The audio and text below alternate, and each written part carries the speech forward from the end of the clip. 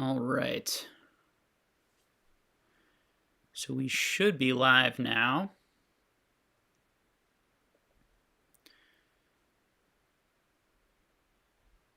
I'm just going to pull up the stream to make sure we're good.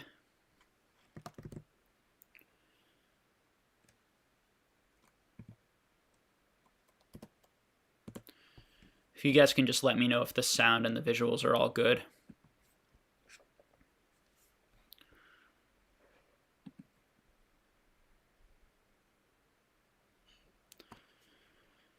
I'm just pulling up the chat.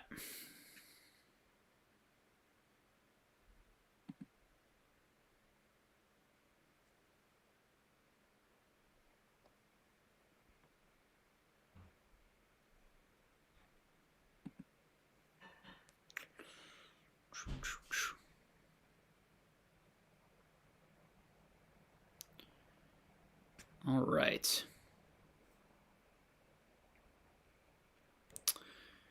All right. People are saying it sounds and looks good. Okay, great.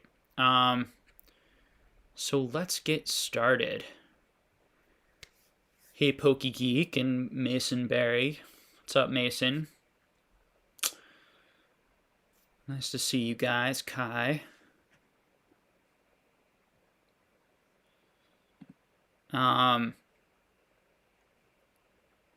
I'm going to start by pulling up the Patreon questions like we normally do. And we will go from there. Hope everyone's doing well on this Sunday afternoon. Okay. So we have got a couple Patreon questions today. First one is, do you think there's any workable policies that PSA could put in place to limit the size/number of submissions when they reopen? I think we'd all agree that in an ideal world, they could continue to clear the backlog while submissions are open. To do this, they need people to submit less cards, and I was thinking of ways they could enforce this. To be clear, I'm not really interested in the logistics of putting a policy in place, but more, what do you think would be the most fair solution for all submitters? Some ideas I had were, 1, limit the size of a submission, be it a flat maximum. Prices increase as size increases, or remove the discounts for larger submissions. 2, don't allow submissions that include multiple of the same card. 3, don't allow submissions of the newest sets. As an example, a card has to be at least 12 months old before it will be accepted. 4, ban certain cards/sets that are currently the most popular, presumably cards like the Hidden Fates Birds promo, Evolutions Charizard, or Charizard V promo. Yeah, so definitely like an interesting question. And I think it really gets to this idea of, did PSA mishandle this over the last few months? Should they have enacted something like one of these ideas that would have made it so that they wouldn't have gotten overwhelmed as much to the point where they had to just shut the whole thing down? And I think it's an interesting question. I think in the long run, we don't want any of these things to exist, and we want to be able to send in whatever card we want and however many cards we want, as long as, and I think we want that, and I think PSA wants that because they'll make more money. So I think in the long run, it's about them building up enough storage place to store and keep the cards, and then hire enough people, enough graders to be able to grade the increased demand, rather than putting on these types of limitations. For me, out of the 4 of these, I think the first one is one that I think could make sense, which is limit the size of a submission, be it a flat maximum. That could have been something that they could have done. That wouldn't have seemed totally outrageous to me. Just understanding that they're getting hit with so much backlog, they want to be able to deal with everyone amicably and reasonably, and so they could have said, we're only going to take this much amount, for each membership or for each person. The issue with that would have been how difficult or maybe impossible it would be to regulate, right? People would find ways around that, either submitting with other people, or making multiple submissions on different accounts. who knows? There would have been ways to get around that, so I think it would be pretty difficult to enforce something like that. But even having a policy like that and enforcing it a little bit, at least, so that memberships could only do one, might have been a good solution. I do think it's a little bit weird that people are paying memberships, right? We're paying memberships, and when we signed up for that membership, people were signing up for that membership under the agreement, we could say that, or under the idea that we were going to be able to send in our cards all year, and we were going to be able to send in our cards for certain prices. And of course, that I'm sure isn't explicitly said in the membership when you're purchasing that. I'm sure all the legal talk, I'm sure, is that they can change it and do whatever they want with it. But I think that's frustrating for people who did pay that membership fee in particular, who now it's worthless, particularly if someone paid a membership fee right before this happened. So I think thinking about ways that they could have fixed it are interesting. Although I think in the long run, all those things are just really hard to enforce, and there are going to be ways that people can get around it by sending in multiple submissions, as I said, in different sort of avenues. And the ideal thing, I think, for both us and for them is just for them to continue to work on getting up capacity. And in the meantime, we just all have to be patient and adapt really to the changing environment. And I do think that we're going to see big retraces in a lot of cards that have been modern cards that are being sent out in bulk, and that's also going to make it so that people are going to stop sending those types of submissions out, both because it's a lot more expensive to send them out, and also because they're not getting the value back on the cards for the price they're paying for that higher grading fee. So this stuff will work itself out. It's just growing pains for the hobby. I think when you have a longer-term investing or collecting strategy like mine, these types of things don't really upset you or affect you too much. It's really for the people who are running businesses and or who are more in that, quick flipping, buying, selling game that this is really frustrating too. I totally get that. And I do some of that too. So it is frustrating that I can't buy lots, break them down, grade them, and sell them quickly for a profit. But it's the reality for everyone. So definitely an important thought experiment, though, and those are some interesting, definite options that I think that they could have tried at least before it really got out of hand. Next question is, hi, Jake. I just purchased a collection of 3,000 plus cards today from an old professor locally. I paid about $5,000 Australian. It consists mainly of Deoxys, Hidden Legends, Holland Phantoms, Crystal Guardians, Legend Makers, Fire Red, Leaf Green, and all series around this era. I personally don't know values of each card, but I know that they are fairly scarce. It has 2 times Gold Star Entei, Gold Star Latios, Gold Star Regirock, and the Fire Red, Leaf Green Charizard EX. All of those cards are played, with 1 Entei being mint. Most other holos are near mint, and I think the majority would get a PSA 8+. I think $5,000 was a pretty fair price, and plenty of fat left in it for me. That's great.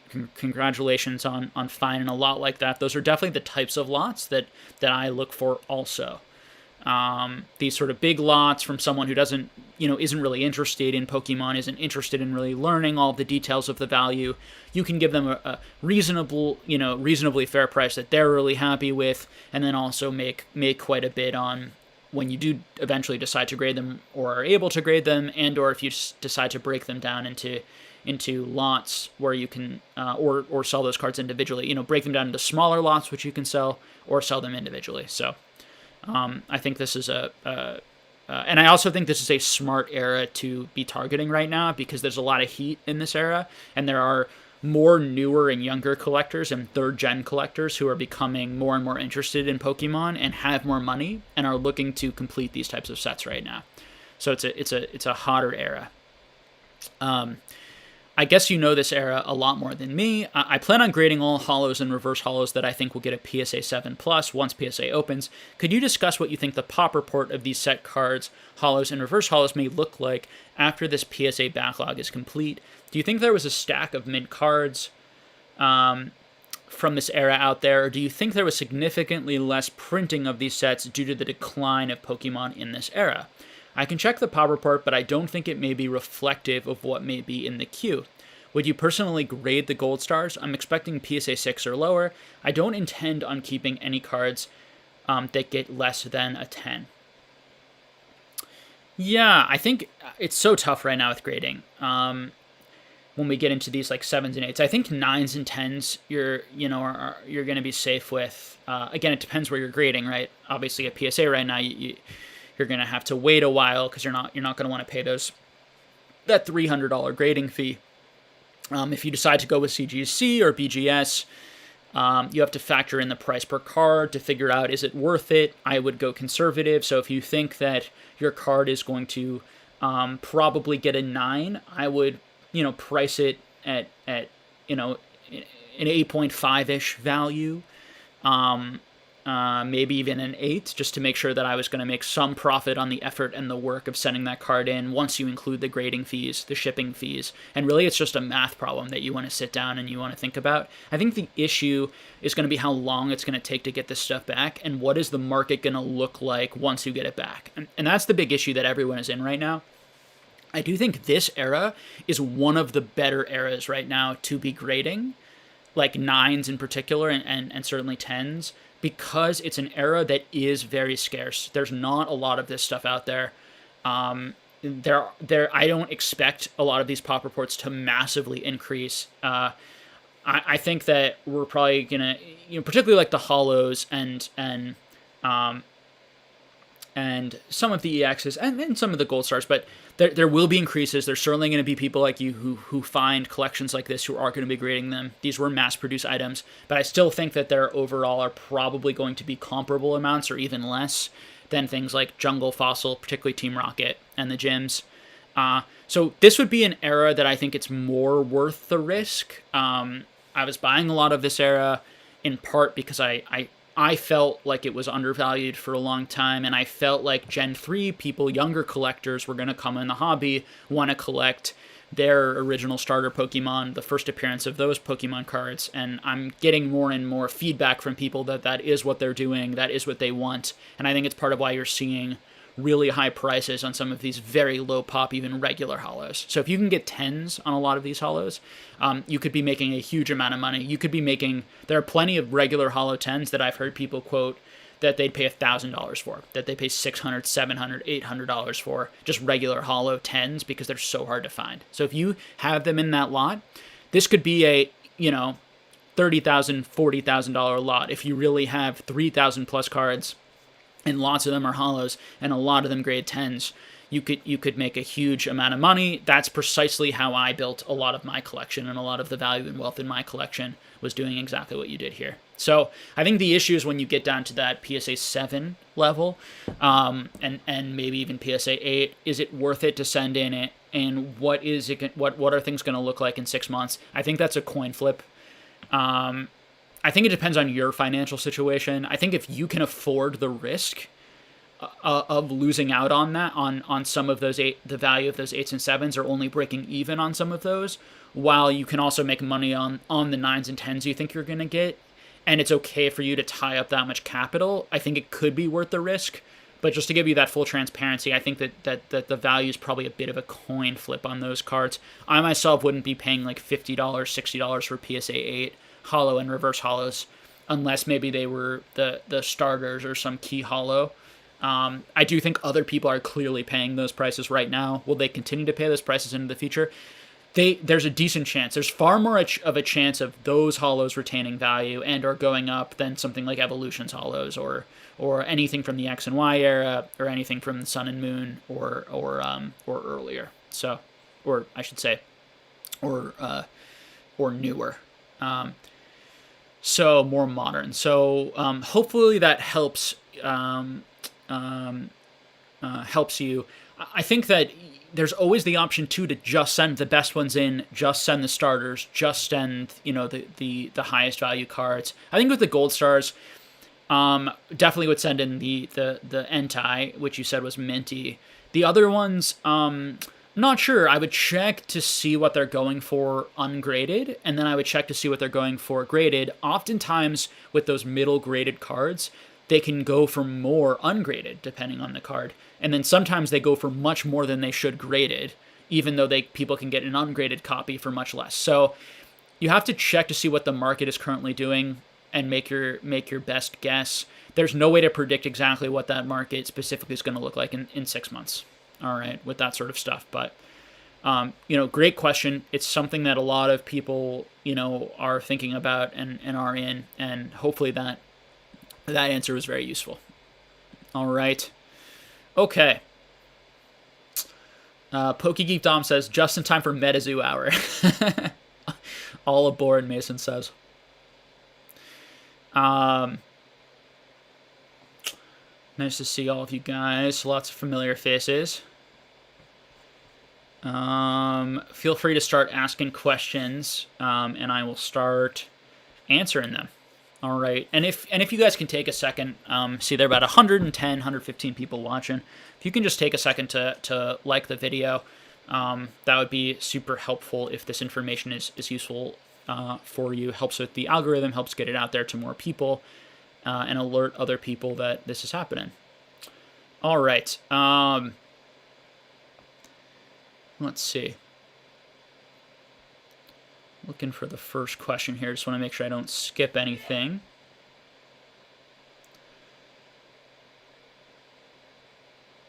Nate G says, how do you feel about current Pokemon designs? Is it reaching for something and not quite hitting, or do you think Pokemon is in a creatively interesting place? Yeah, interesting question. Sometimes I feel, so I don't know, I think I'm very partial to some of the simpler hand-drawn-y art, vintage feel in the designs. Some of the new designs I think are intricate and cool and definitely unique, and they're pushing the boundaries on certain cards that I've seen from some of these new Japanese sets. I think for me personally, like, I'm a pretty laid back guy when it comes to that. I generally like most things, and I like changes. So I'm very much for the Pokemon Company, even though I tend to gravitate and enjoy that vintage art stuff the most. I'm happy they're doing new different types of things because it's exciting and interesting to see new different types of art, and why do they need to repeat the earlier stuff that I like? That tends to be my perspective on this sort of stuff. I want Pokemon to keep being inventive, to keep trying new things. Some I'm sure I will like, some I'm sure I won't like, but that's my overall feeling. I also think it keeps the hobby healthy and it keeps it from going stale. And I think there's definitely a way of making the new sets interesting by putting in very expensive cards, or by putting in cards that are very hard to pull, right? Increasing the chase by increasing the rarity or difficulty to pull of cards. But I think another great way of making the sets desirable and collectible is making the cards beautiful and different and stand out. It's why I really liked the Amazing Rares, for example, in Vivid Voltage, when they introduced that. So I think introducing like beautiful new types of arts, new types of cards, is a smart move for Pokemon, and a way that they can keep the collector interest while not creating too much of that. We could call it like rarity creep that we've obviously seen in sports, where everything is, people only want like the numbered cards and the crazy refractors and whatnot. All right. Octavio asks, hi Jake, would love to hear your insight on Versus Series, both as a collectible set and as an investment, especially in regards to fundamentals such as print run. Thanks in advance. So I don't know what the print run is on Versus Series. Again, people in Pokemon, we just don't know the print runs on any of these things. Definitely a very interesting product. A lot of the coolest arts and some of the most desirable Pokemon, including Charizard, are the non-holo cards and are actually common cards that you would get in pretty much every pack. The packs were very large. Gosh, off the top of my head, I want to say that there were 40 cards in a pack, something like that. I've never gotten the chance to open some myself. I would love to, as Versus Series is one of my very favorite things. I have almost pulled the trigger on buying a number of booster boxes over the years. Some things to know about it: it comes in a few different booster boxes. If you want the Charizard, you need to make sure you buy the right booster box, the one with the fire in it, the fire cards in it. So be careful with that. As far as the collectability and investability, I think it's very investable. I think it's very collectible. I think as long as the Pokemon hobby does well in the long run, these cards are going to be very desired. I think that they are still niche enough that a lot of people who I think will be interested in them have never heard of them. These aren't cards that you're seeing at your local game store, your local card store. There's a lot more people out there who might be interested in them who have not come across them yet. Okay. That being said, like everything else, there's risk, and they certainly have been speculated on a decent amount. We are seeing the pop reports grow on them, particularly for the non-hollows. There just wasn't an incentive to grade most of the non-hollows outside of the Charizard and the Blastoise and some of the Dragonites. So, and a few other cards like the like Umbreons and then of course all the hollows. So just be aware of that. That goes for everything, including things like E-Series and Neo and some of the other non-TCG Japanese. It's all extremely great stuff. You just have to be super zoned in on those pop reports, being careful that they're not doubling up, within a week or, and there may be periods where if that happens, we do see temporary retraces in those items, but I think over the long term, you're going to see growth in them as long as Pokemon does well. All right. I'm still not buying aggressively into Pokemon right now, but I'm becoming more interested in purchasing again. I really felt, the last 6 months that if you were to buy anything, it'd be a 50-50 whether or not you'd make money. It's just such a risky time. I think we're getting down to a point where I feel like some of these prices are starting to retrace. Some of the areas of the market are becoming more it's more intriguing to start buying at some of these prices again. There will come a time when I probably start buying aggressively again. I'm not there yet though. All right. But as far as like collectability in the art, Versus Series has got to be definitely in my top 10 sets. Definitely. Probably pretty high in the top 10. Just like almost every card. Like all the commons and uncommons are gorgeous. All right. I guess the last thing to mention on Versus Series is that there are also the like trophy Versus Series cards, the extremely rare Versus Series cards that are in English, that are in French, Italian. You can get the Tropical Breeze card that are technically part of Versus Series, although you're not going to open those in packs. You got them at tournaments, and those are extremely rare, extremely valuable, extremely hard to find. And for those who don't know, Versus Series is sort of the Japanese equivalent. All unique arts. None of those arts appear in any English set cards, and it was a sister or brother set, or it was released with the sort of the gym sets, which we do have in English, sort of the brother or sister set to those. All right. Next question. Joshua Epstein Taskell says, "Hey Jake, thoughts on the banned cards like Misty's Tears? They're high in demand.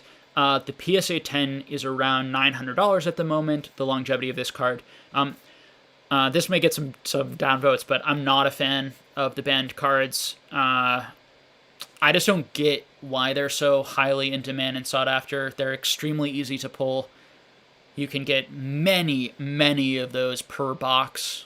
And I personally just don't get the huge popularity of them. I think that they were hyped a lot and talked a lot about on streamers and opening channels because it was a way to sell. If I'm being completely honest with you guys, this is pretty blunt. Oh boy. I think it was a way to sell their audiences, in some cases, those packs, and why it made it worth it for people to pay huge amounts for those Japanese gym packs, and I was seeing that early on, and I really think that was what kind of pushed those prices up a lot. Again, just not difficult cards to find, and you just get a ton of them in those 60 packs per box. I think that, at the same time that they are vintage, and they're in modern, there are cards that are going for $900, $1,000, in modern that I think, or at least in the hundreds that are probably worse than those because at least they are vintage. But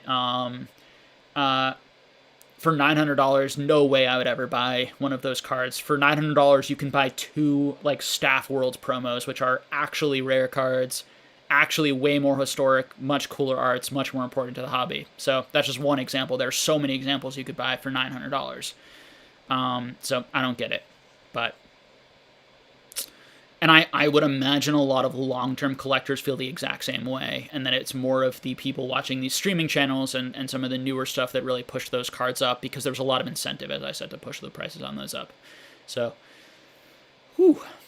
dropping some actual stronger opinions today, so far at least. All right.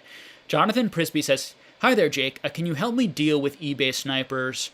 I'll be the only bid on an eBay auction for 3 days, then get sniped in the last 3 seconds. Got any tips for staying competitive?" So I eBay snipe.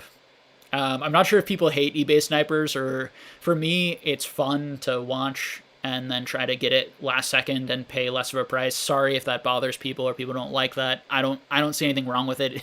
It feels that's part of the platform, part of the system. I think that the reality is for those people who don't have the time to watch the auctions, because they're working or the auction ends at a time when they're sleeping or these sorts of things. That happens to me all the time, where I'll place a bid. There are plenty of nights where I stayed up all night or into the middle of the night on big auctions that I really wanted to win, that I really wanted to make sure I won. There were other times when an auction was in the middle of the night, or an auction was certainly during work, when I just couldn't, it wasn't worth it because the auction wasn't big enough, or I just had some sort of other obligation where I couldn't be there for the end. And in that case, you just want to put in the highest bid that you'd feel comfortable. And if someone snipes it, someone outbids you, your maximum bid, then it is what it is. So the other reason I like placing my bids at the end is just fear of being shill bid, fear of the person. There have been lots of stories and cases where we worry that certain big auction houses or big eBay sellers on eBay tend to shill up the prices of their items. And so if you put a really high maximum bid, someone could shill that up or push that item up, and you'd have to pay more than if you just kind of last second sniped it for a lower amount. So that's the type of stuff that I worry about. I'm not sure how much money that saved me over the years, but that's what I feel most comfortable with. In terms of making yourself more competitive, yeah, it's really, you just got to put in the time. You got to be there. I'm sure that there are people I know that do use bots and use other sorts of things that you could probably set ahead of time. That's not my area of expertise, is like the tech side. So, Brian says, "What's your take on the vending series Card-Ass Bandike?" And I'm sure someone in the chat could drop down a bot or drop down or talk about what they've used. I know some people do. Brian says, "What's your take on the vending series Card-Ass Bandai cards, specifically those that depict iconic moments from the anime? I find these cards to be extremely low pop and amazing artwork." Yeah, they're great. I feel very similar about Versus Series and Vending Series. I think I like Versus Series a little bit better. I just always have. There are just some arts in Versus Series that I like even more. But Vending Series is fantastic. Generally pretty hard to grade. In terms of the value, so I think that Versus Series, and I don't know any of this for sure, it's speculation. I think that Versus Series, just because the price and the difficulty to find those booster boxes and packs seems so much harder to find, and have historically been so much harder to find than the Vending Series sheets where you can peel the cards off of, and they were always going for so much more money, that I lean towards like Vending Series, there being a lot more of them, and probably a lot more will be graded, and it'll be easier to find than Versus Series. That is definitely speculation, just based on my educated opinion and what I've seen.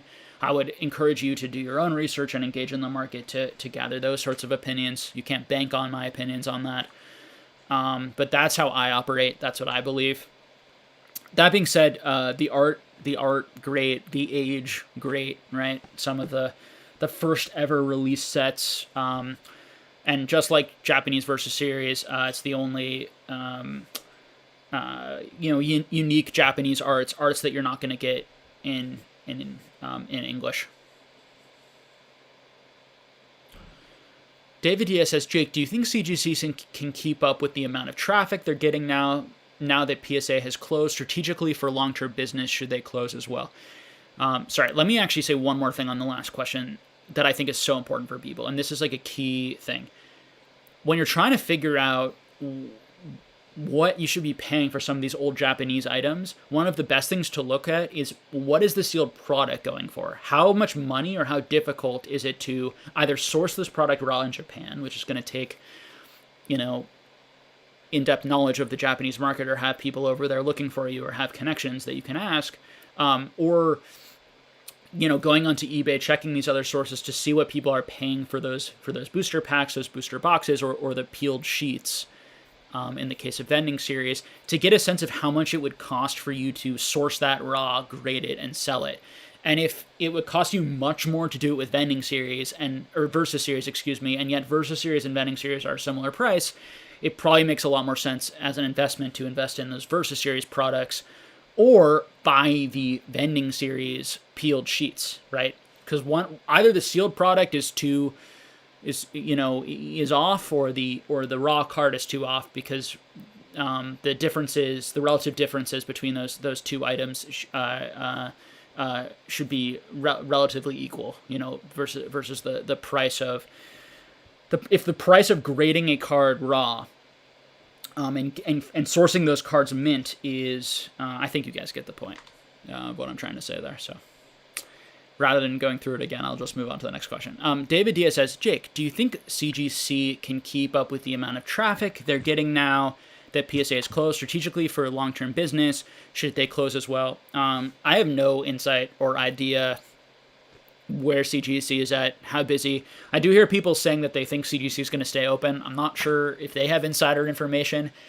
It goes back to, I think a lot of people make claims on YouTube that they have no idea about all the time.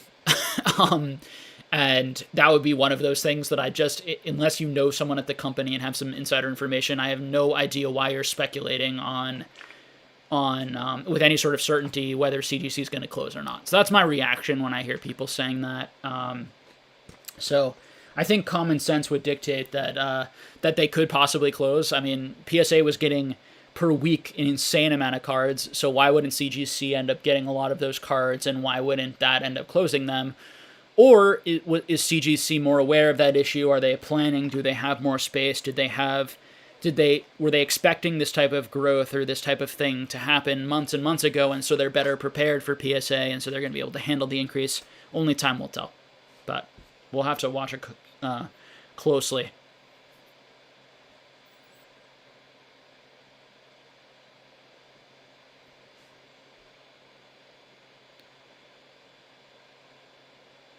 All right. Niwi says, how long do you think it will take for PSA to return to normal services? Early 2022.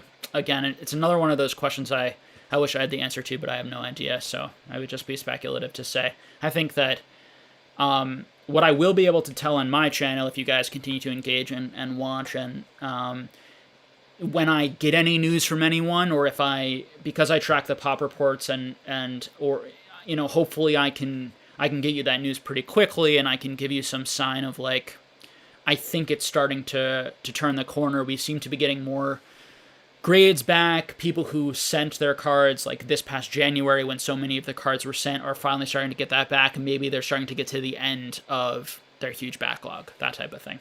That's what I'd be looking for.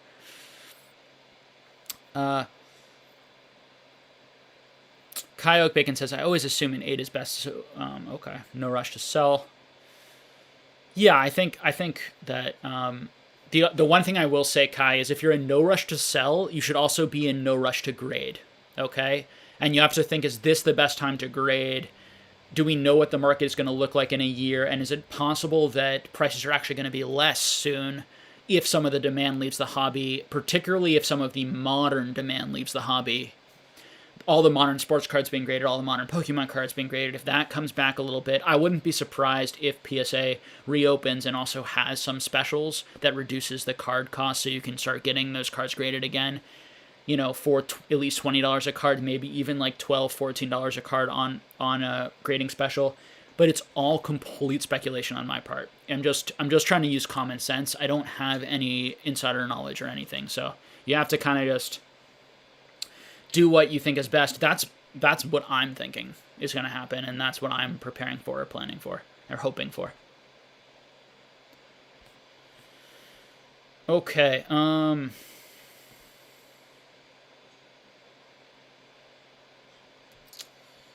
definitely all great questions. Niwi says, what are your thoughts on EX Ruby and Sapphire Base? Good set or nay? Yeah, great set. Underrated, undervalued, particularly the starters, the regular hollow starters. Yeah, very hard to find, very difficult to find those cards, very hard to find those cards in 10.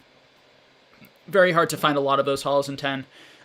It's the set that I have lots of PSA 10s and 9s from almost all EX sets. I have none, I think, or maybe one from that set, just to give you guys an idea, just because, and I was buying them up and people weren't grading them. Part of it was because of the popularity of Pokemon, I think, the popularity of the Pokemon cards in that set, not being your Charizard, your first gen stuff that most people were collecting and interested in.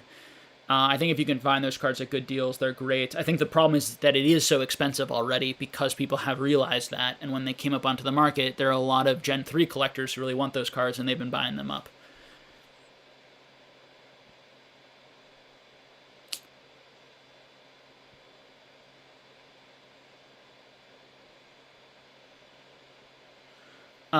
Let's see.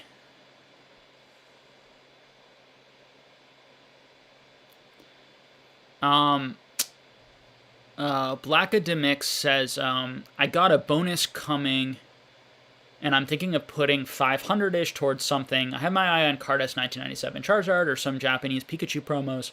Thoughts? Yeah, I think that it's about, really, just to, I guess, plug the channel a little bit, it's about engaging in all of the content on this channel. I think if you watch a lot of the content on this channel, you will know what I would put that money into. I don't tell people what cards to buy. One, because I don't want to affect the market. I don't want everyone watching to go out and buy one specific card. I really try to avoid talking about like very specific cards.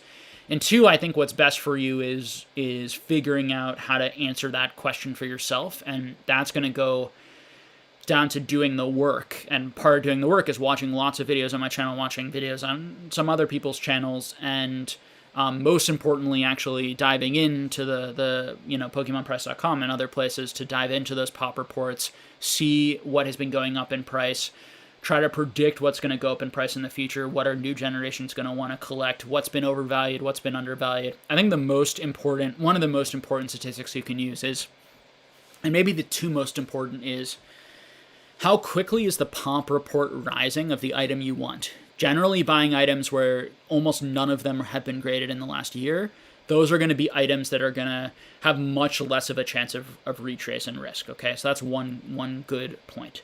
Second good point is looking at things that have not gone up as much as other things. So it's knowing the price history. So if the card you're looking at has only gone up like 2 to 3 times in value this year, that's a lot less than a lot of other cards. Some cards have gone up 30, 40 times in value. Some cards have gone up 10 times in value, 5 times in value. So having that as a baseline and then asking yourself, does it make sense that this card hasn't gone up as much as some of these other cards? Maybe it does make sense, maybe it doesn't make sense. That's when you have to throw in all those other fundamentals. So it's too complicated of a question for me to just answer for you. If you look at my collection videos, which are not some of my most watched videos, if you look at what I've collected, what I'm buying, that can probably give you some insight into what I'm holding, what I think is going to do the best in the long run, and the stuff that I'm selling is stuff that I'm that I think I can easily get back, and I think that isn't going to have the same sort of sticking power and value. So anything that most of the cards I'm showing in these videos are good buys in my opinion. Some are probably better buys than other right now, but overall, hopefully, as long as the Pokemon market does, they're all going to be like pretty good buys and sustain some value in the long term and have some upside in the long term. Alrighty. So the two cards you mentioned there, right? Both cards I own. I own some Japanese Pikachu promos, some vintage ones, some modern ones, and I own a lot of that 1997 set because I love that set. I think it's an amazing set, and they're very hard to grade, those cards. All right, Andrew M says, "Hey Jake, what do you know about the print runs of Heart Gold Soul Silver base?" Whew, need to take a deep breath for 1 sec. Oh God. Okay, Andrew M says, "Hey Jake, what do you know about the print runs of Heart Gold Soul Silver base, Japanese in particular? I've not come across many singles, even of the Japanese prime cards, after months of digging." Yes. Yeah, me too, man. I think there's not a lot out there. I particularly collected, if you go on my Instagram, you can see I have the highest graded set of these in the world of the Japanese. A lot of these are Pop 1 cards. Of the Japanese, the secret rare shiny cards from some of those Heart Gold Soul Silver sets. They're very hard to find. I buy lots. I see zero of those. Like, I've come across almost none of them. I think those cards are extremely rare. So I think the level X's from those sets, I think that when we get into the primes, some of the primes, just not a ton of it. But that's just based on my experience. I think you also have to be concerned about that the prices have always been so low that there could be a decent amount of it sitting in Japan and a decent amount of it sitting sealed in Japan. I just have never seen it. But just because we haven't seen it up till now doesn't mean it's not out there.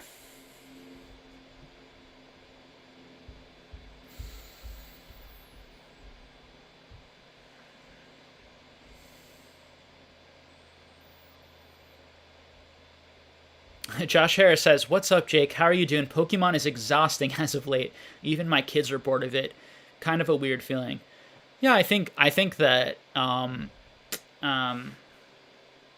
if Pokemon is getting boring or just like a bit exhausting, like, take a break, hang out, and talk other collectibles with people. Maybe you can talk Pokemon, you can buy Pokemon, you can invest in it, you can collect it, you can make binders. There's lots of different avenues or things you can do to keep it interesting for you. But never feel bad about like taking a break. You can always come back. The hobby's going to be around forever. I also don't think you'll be bored forever. I think that the Pokemon hobby, as well as most hobbies that you really love, it's not like one day you're just done with them, generally, for most people. It's the type of thing for most of us who have been in it a while that, like, you are more interested in it for a few months and then you get interested in other things, but you kind of always come back. And I think we're going to see a lot of people who have been super engaged, right, into it this year, who have probably maybe exhausted themselves a little bit, and we're going to see maybe take a step back, but then come back in again. That sort of thing.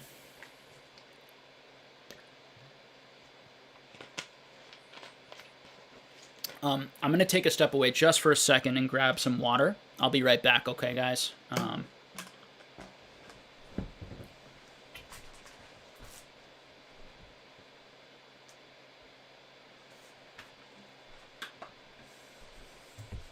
Alrighty. Okay.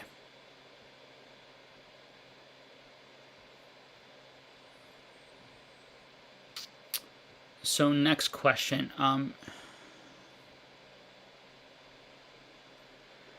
Dragon Chrome says, "So you think base set PSA 7 to 8 non-hollows are a good investment?" No, I not right now, probably.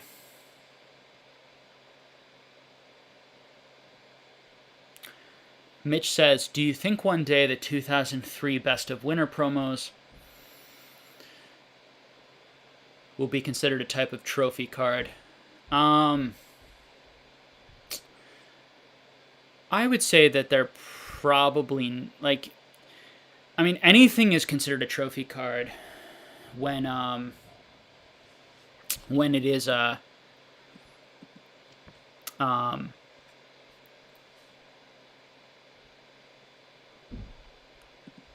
just give me a second, guys. For some reason, I'm a little out of breath.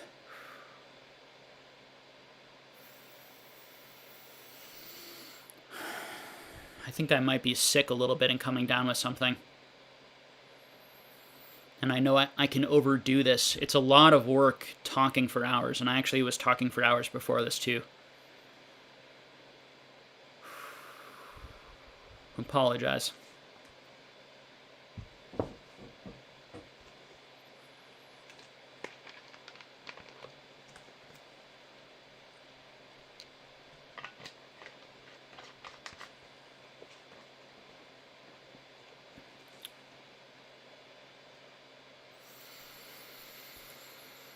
Okay.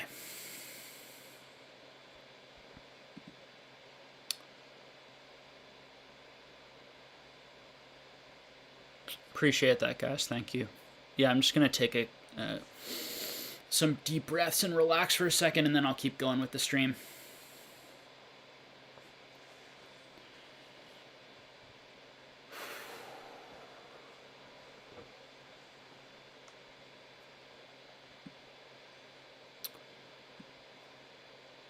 I'm definitely fine, so no stress. So luckily, I have had both of my vaccines because I'm in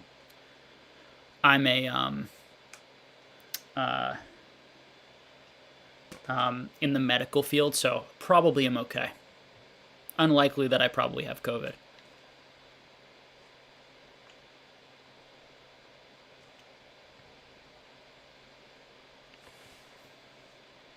I'm glad you guys can hang out in the chat and entertain yourselves while I take a deep breath and chill out.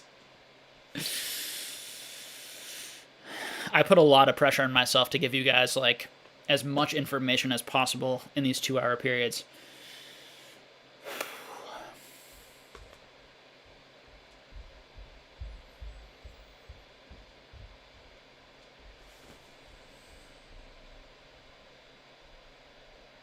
Pokegeek Dom says, I know you're the therapist, but you're showing signs of anxiety. Hope you're, yeah, I'm having a live panic attack on stream.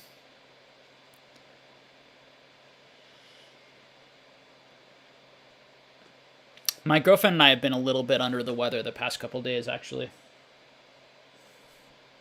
And I definitely am under quite a bit of stress at the moment, just because I have a lot of responsibilities. So it definitely could be anxiety related and stress. Like my mind right now isn't anxious, but I'm short of breath. Swami says, Rafi, where are you at? Tag in.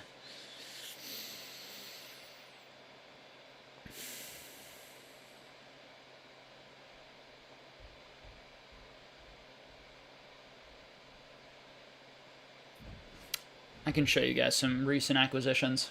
You guys want to see some MetaZoo? Mothman!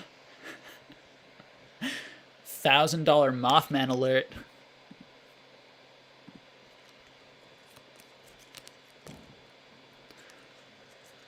Jersey Devil.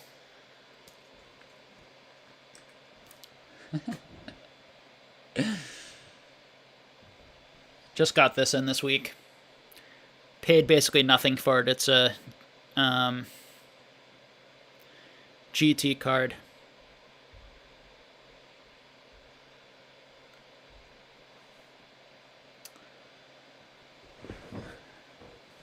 We've also got the booster box. The sealed booster box.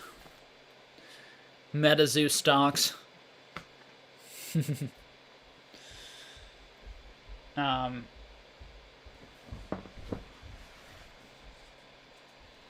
I can show you guys some of the MetaZoo cards that I pulled. These are all the hollows. What do you guys think of this art? I like the blue ox.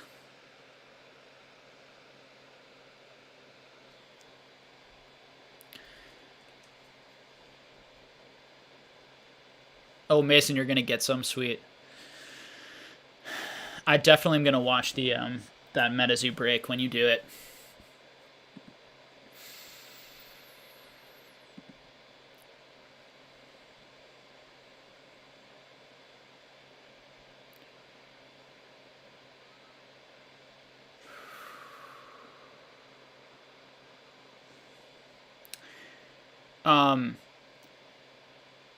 George Watt says, here come the downvotes for MetaZoo.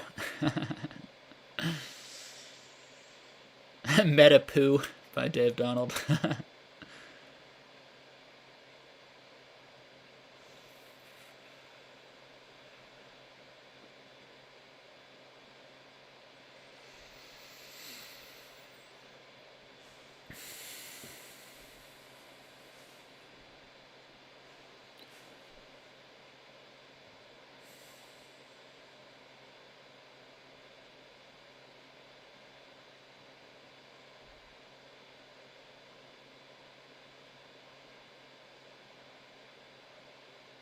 Yeah, it's crazy, guys. I'm really short of breath right now.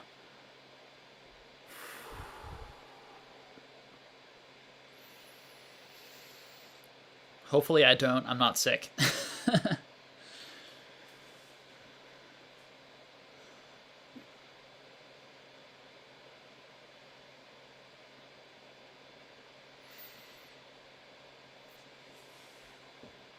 You guys want to see some binders while I try and cool off?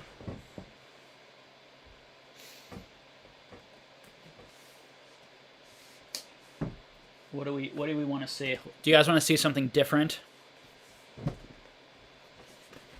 Let's do some Marvel cards.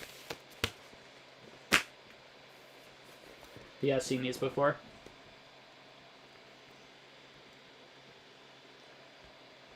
I'm a big fan of these.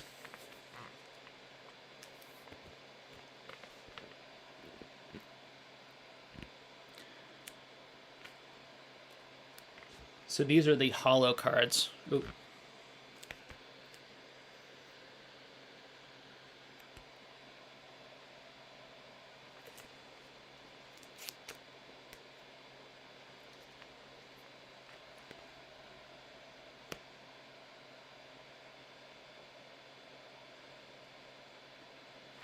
I think the art on these are really cool. I was able to get this whole binder of cards for $40 back before Marvel took off. Now this is like thousands of dollars. Many thousands, because a lot of these cards are probably gradable.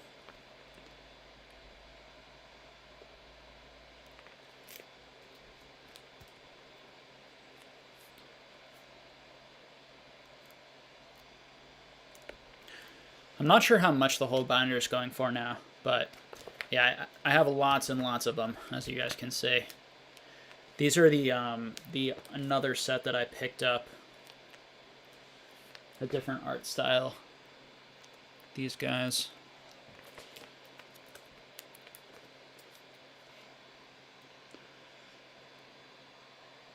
So I think they're definitely cool.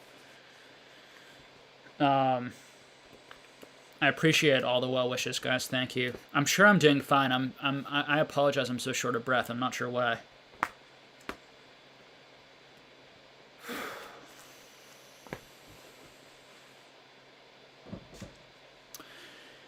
I was buying Marvel cards and Harry Potter and DBZ when Logan Paul came in the hobby. That's when I shifted to the other hobbies because I felt like these hobbies were going to blow up next, and so that's why I was able to buy them for $30, $40, you know, these huge lots. That's my investing strategy. I always try and stay ahead of the game.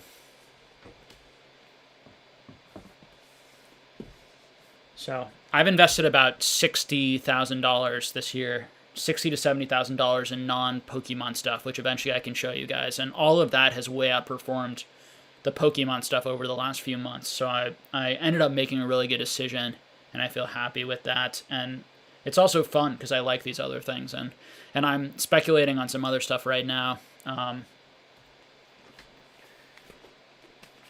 Let's see what else I can show you guys.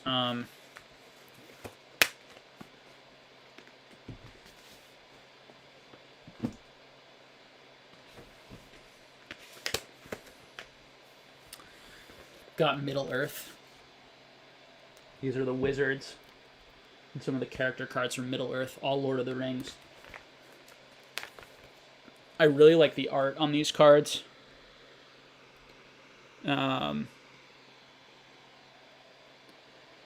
I think Middle Earth is incredibly underrated and undervalued, to be completely honest with you guys. It doesn't mean it'll ever take off, though. Middle Earth is a phenomenal TCG game that not a lot of people know about, that came out around the time of Magic, that is probably arguably as good of a game or close to as good of a game as Magic.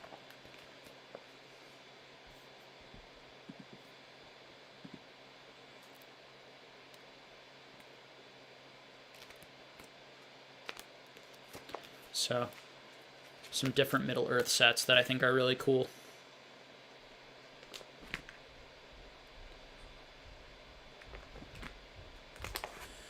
And you've got Gandalf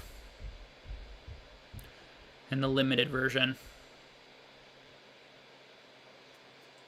The limited has the black border on these things. So this is from the base set called the Wizards. Limited has the black border. Unlimited has a blue border. It's a little hard to tell in the camera. So for me, like, I've studied and gotten really in depth in all of these different card hobbies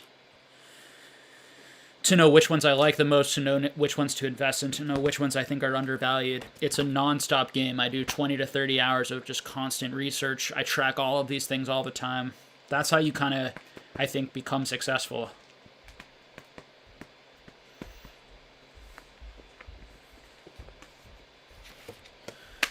Yes, the Middle Earth is different than the Lord of the Rings TCG. This is the CCG. This is what I way prefer, because it has that old, like, Magic style artwork versus just having, like, the character, just the look of it from the movies. What else can I show you guys? Got a lot of binders here.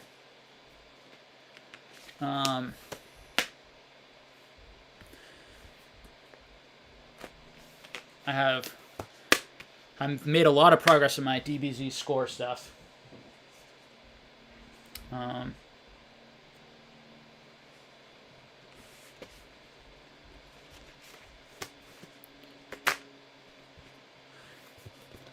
Okay, so these are some of the cards I'm going after now.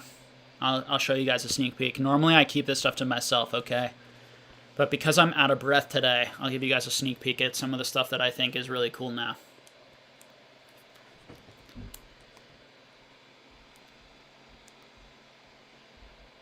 So these are 90s old, sort of, well, just like Topsun Prism type Bandai cards from Dragon Ball Z.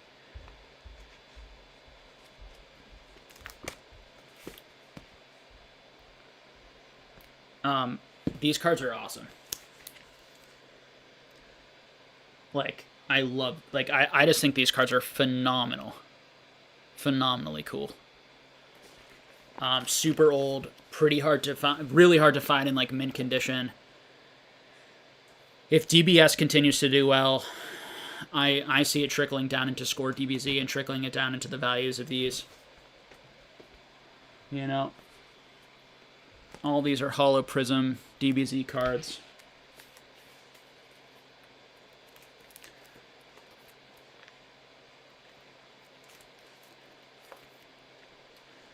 Very similar to the Topsun, Cardass, that type of stuff. And then these guys, these are really cool. These are from Annie Mayhem. And these are the ultra rares from Annie Mayhem. These are all holos. And these are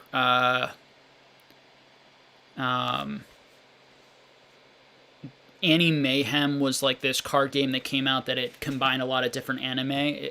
Very kind of niche, cool following. I really like those cards too, so.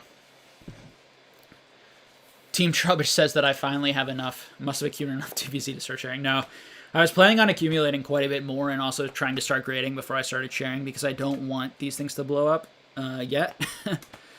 But I do own a decent amount now. You know,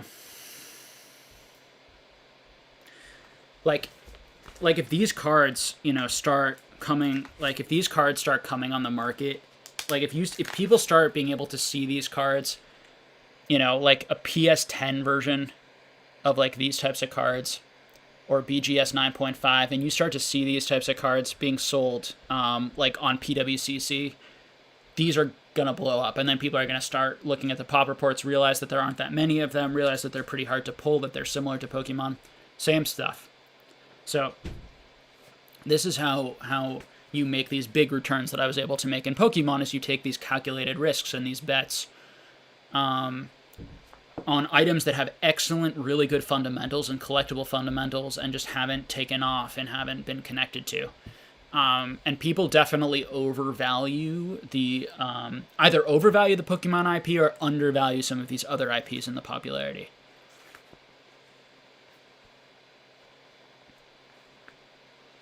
So I can tell you that if cards continue to surge over the next 3 to 5 years, I guarantee these will take off. Like almost, I have a very hard time seeing why these wouldn't. These to me are some of the top DBZ cards, and it only makes sense.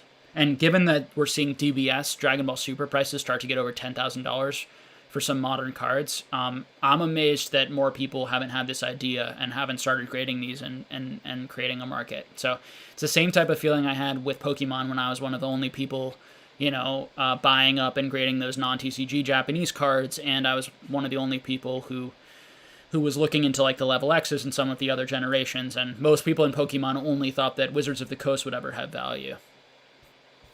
So now, in all these types of items that are unestablished markets, there's a risk, and you need to figure out how are they going to become established. You need to figure out that pattern, or you need to help them become established by buying them and grading them yourself and selling them yourself. And that's what I plan to do, potentially. But we'll see. Either way, I love them, and I don't really care if they go up, because I'm a collector also. And if these never go up, I'm paying very low amounts for these. I think I was paying like $2, $1 to $2 a card for these. Cards from the 1990s.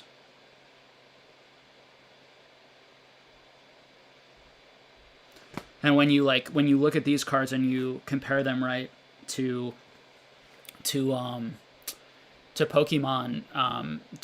Top Zone, and you see that like the same type of card in like Pokemon Top Zone is going for thousands of dollars, and this card is going for $2. It's the same logic I applied right to those Harry Potter booster boxes that have since 10x'd in value.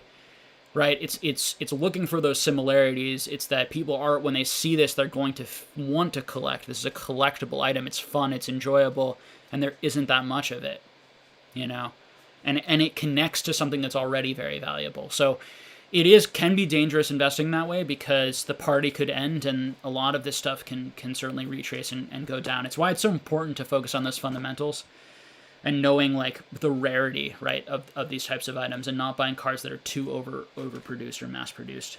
So, but yeah, so sharing with you guys a little instead of answering questions because I'm out of breath.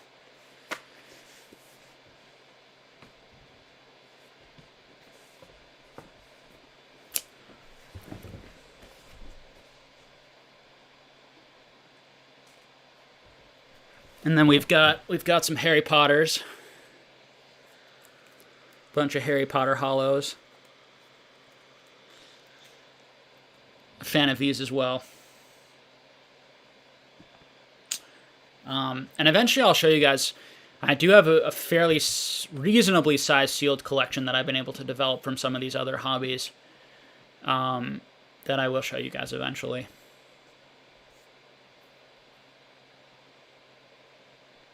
Blitzford says, I probably should have gone after the Harry Potter, but oh well, I use it for more Pokemon. Yeah, I mean, I was trying to tell people on the channel that they should buy Harry Potter, but I didn't want to like come out and just say, this is what you should buy. Pokemon Hollow says, Harry Potter also doesn't hold a lot of value, sadly. Had fun opening. So there are actually, people are starting to grade Harry Potter, and some of the PSA cards are selling for a lot of money, particularly like the chase cards from the set. And I think that if Harry Potter comes out with a new game, we can really see a lot of people really falling in love with that and collecting that, and there's potential there. And then even if they don't, I still see those vintage booster boxes, although they've gone up hugely in value, and I'm not saying to buy them now. at the time when a Pokemon booster box with the same sort of vintage look was going for $30,000 and the Harry Potter booster box was going for $35 a box, it just didn't make any sense, right? Pokemon was way, way, way overinflated, and Harry Potter was way, way undervalued. Yeah. So I showed you some of the cards. So I have a lot of my Harry Potter cards here, Ricardo, but my sealed collection is all in different locations. I don't have my sealed collection with me. Pokemon says I bought the Harry Potter booster box from 25 to 50 and base for 75. Yeah. Connor B says he's grading some Harry Potter right now.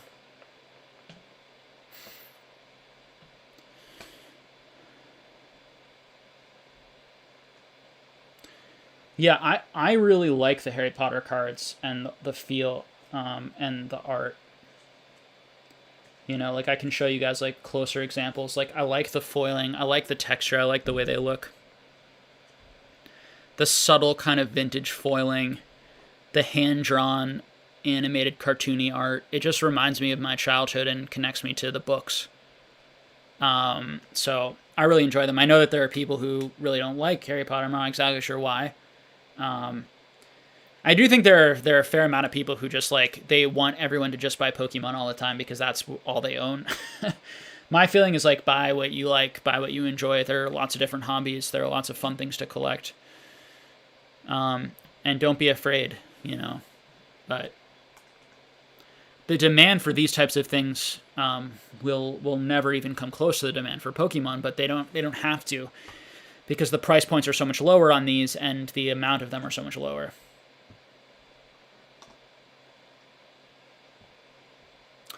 I don't know the answer to that, Mason. It's a good question.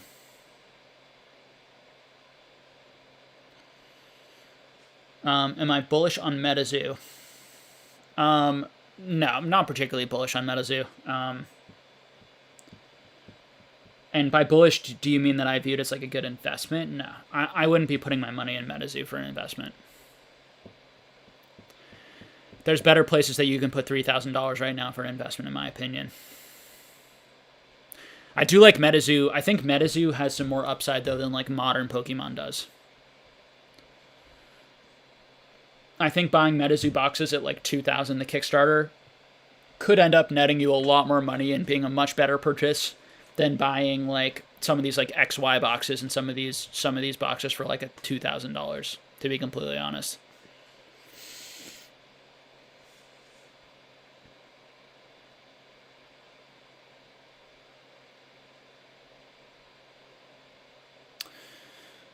I don't know any estimate on like the art box products for DBZ.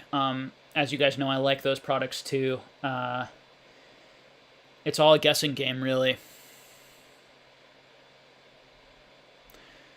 The score product is the product I went after the most because it just felt like it was the most WotC-ish and the one that I think it definitely has the most hardcore collectors and interest is around the score DBZ. Yeah. And there's just so little product out there. I haven't, Connor. I haven't seen the new artwork. Magic is the stuff that I probably follow the least of all these hobbies because I don't see Magic's future, at least right now, looking particularly collectible or particularly bright. I think that it's because it's so much more playable than collectible. I think that the vast majority of value is in collectability, not in playability. So I think things that are more collectible. And are highly collectible because of the IPs, because of the characters, because of the connections to the characters is going to be a much more desirable thing than yeah. Mason says that Strixhaven is really good at the art. That's awesome.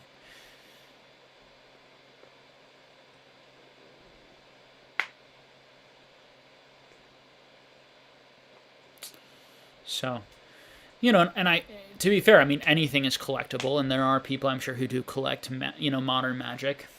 There are a lot less people who collect modern Magic, though, than who collect, modern Pokemon or Yu-Gi-Oh! Or any of these things.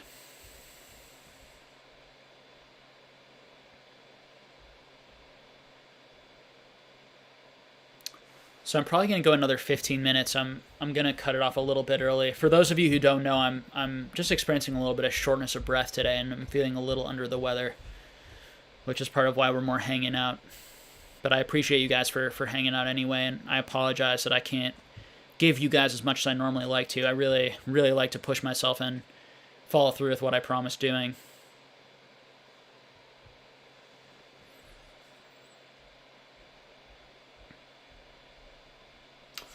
Oh, that's interesting. So the artwork, the Strixhaven artwork is kind of throwback artwork. I'll have to take a look at it because that might be more interesting to me.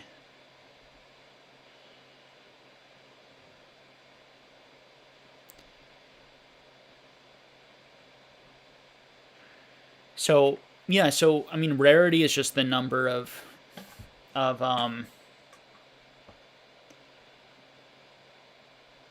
rarity is like to Diego's comment here. Scarcity is what you have to care about, right? It's supply and demand. It's like an item can be fairly rare, but if there's not enough demand, then the item is always going to be on the market. Thanks, guys. Appreciate the positive support. Yeah, I don't know what's going on with me. I'm having shortness of breath, so it's just hard for me to talk. Like I don't feel that bad, but when I answer questions and speak too much, I get a shortness of breath.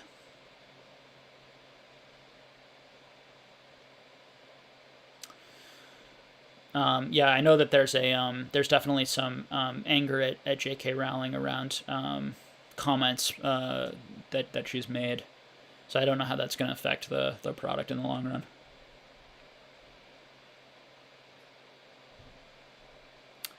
Yeah, Digimon is something I'm not following, but I know that there are some people who like really love it, and that I'm definitely I think that there is a market and some interest in it.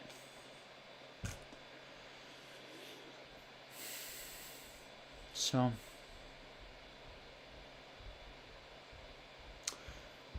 2004 Pokemon Cardas Zukan Prisms. I don't even know what those are, Kai. I'd have to look them up. A lot of times I don't know the names of some of these things, but if I saw a picture, I would have been like, oh, I've seen those before. So I'm sorry, I don't know offhand.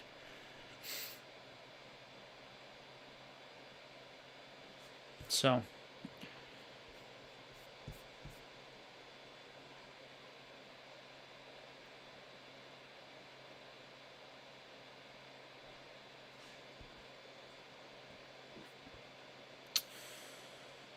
So, any more topics or conversations or cards or things you want to see before we end a little bit early today? And again, I apologize, and we'll definitely hopefully take good care of myself this week and be have just more stamina for next week.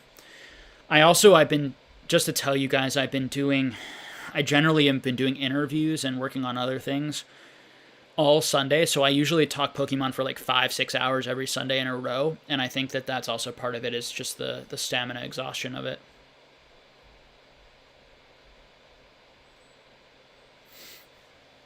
So I can touch on a couple of these questions before.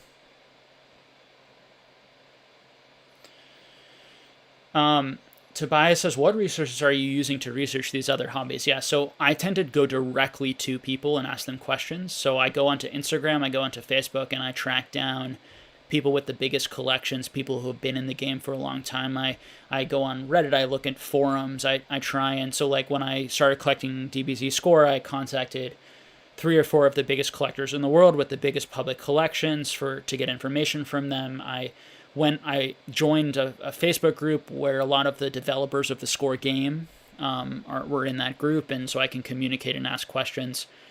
I think what you guys do is great, right? You're trying to learn about Pokemon, you come to someone like me who has done a bunch of that research and been engaged, and you come to live streams like this and you ask questions. Like if I were in your position, that's what I would do. Like if someone from the Score world who was as knowledgeable about Score was doing live streams about that, I would be in that live stream every week, and I'd be asking questions and trying to pick their brain and get as much of that insight as I possibly could. So, Mason says, who are the latest interviews with? I'll keep them a surprise. We actually had We had one that we were going to do that actually got canceled, unfortunately. But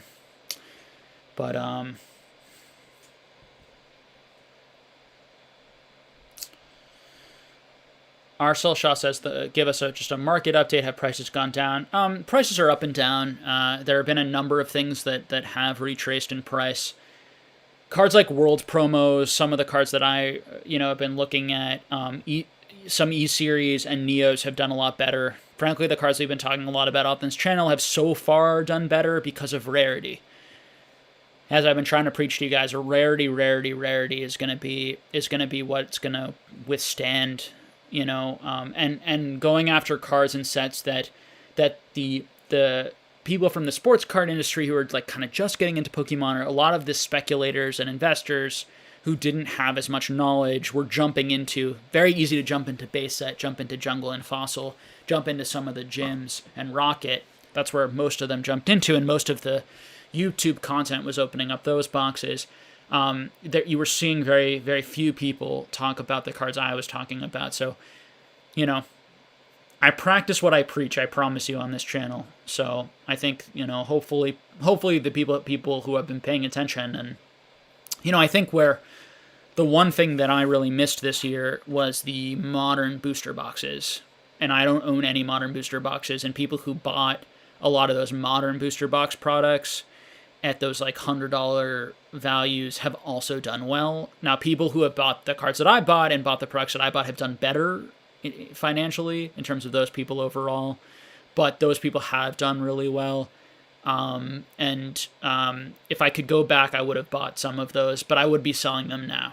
So I prefer buying things that I don't have to time the market. I prefer to buy things that I think are going to have a long-term investing future. When I look at a lot of those products, I think they're extremely overvalued right now, right this second. I don't like holding things that I think are extremely overvalued. It's part of why I sold so much of my base set, my Jungle, and my Fossil stuff, particularly the unlimited base set stuff at the height of the Logan Paul sort of mania. Because although I wanted to hold those for the long term, and I do think they have the long-term investor potential, it just became too hot, that market. So, and then I bought some, and I've been buying some of them back here and there. Connor B said, did you look at any of Z's October to now price and pop data? He updated the website and did a few videos, yeah. So I guess I've been aware. I haven't seen those videos, but I've been generally aware of the retraces and of the movements. Again, I've been predicting, 30 to 40 to 50 to 60% retraces on most of the Jungle, Fossil, Team Rocket, that stuff. I would predict, more 80% retraces on some of this modern stuff eventually once it gets back from PSA. The thing is that the fact, people who are investing in modern, they just don't want to hear that all of the product is at PSA right now. And so it hasn't hit the market and affected the market, and it's why that market isn't imploding. Like it 100% will, unless it gets met with more demand. The good thing about Jungle and Fossil and Team Rocket is, although there's still a lot more product out there and they're grading it, and particularly like 9s and 8s and 7s, it is going to start to slow down. Whereas what I've been talking about on this channel the whole time, things like Neo, things like E-Series, like these are the sets that I predicted wouldn't retrace as much because I know the people buying them, they're also the sets that have gone up the most. So not only if you had been buying those would you have made more money than if you bought the other things, but they're also holding value more. So it's simple supply and demand, and I think over time that will matter. Now in the short run, there are going to be times when that's right, there are going to be times when that's wrong. So even if like Neo is going down more right now than Jungle and Fossil, I still would feel comfortable with my analysis in the long run, because I look at these things in the long run. But the fact that it's proving that way in the short run isn't surprising to me. But a lot of people and a lot of YouTube videos, and the way YouTube works is everyone's trying to make like big YouTube videos that go viral, right? So they're talking about the latest thing that's coming up. They're talking about the thing that everyone else is talking about. Oftentimes that's too late already. So it's just not it's a lot of what's been going on isn't very helpful for people and is more reactive rather than proactive, building stuff that you think is going to do well in the next 6 months, in the next 6 years, and that's the way to actually invest. It's not to be concerned about monthly, weekly price movement. So the fact that stuff is going down doesn't concern me at all. I still have the same basic analysis of the hobby. I'm still expecting a certain number of people to get bored or need a break more. I think most people will remain in the hobby, but people will take breaks. People will come back in.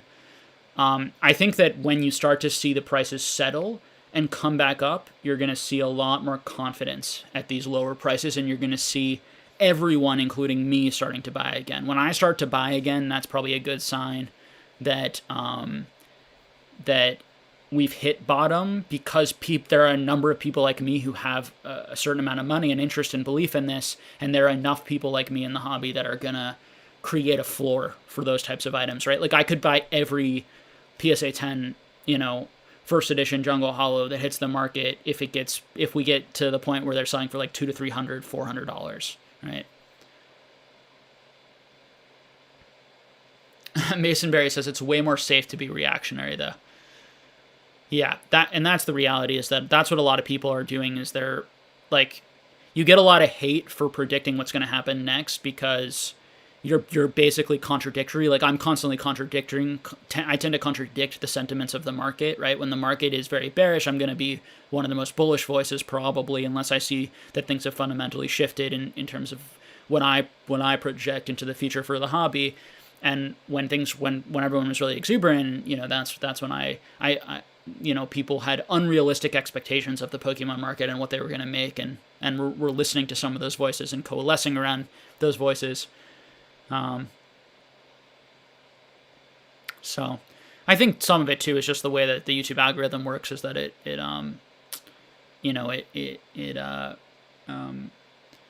does well when you touch on subjects that everyone wants to hear about, right? So everyone is searching for, or is going to click on that. Are we in a bubble? If someone makes an "Are we in a bubble?" or is the bubble popping type video and has that as a thumbnail right now, that video is likely going to get more clicks.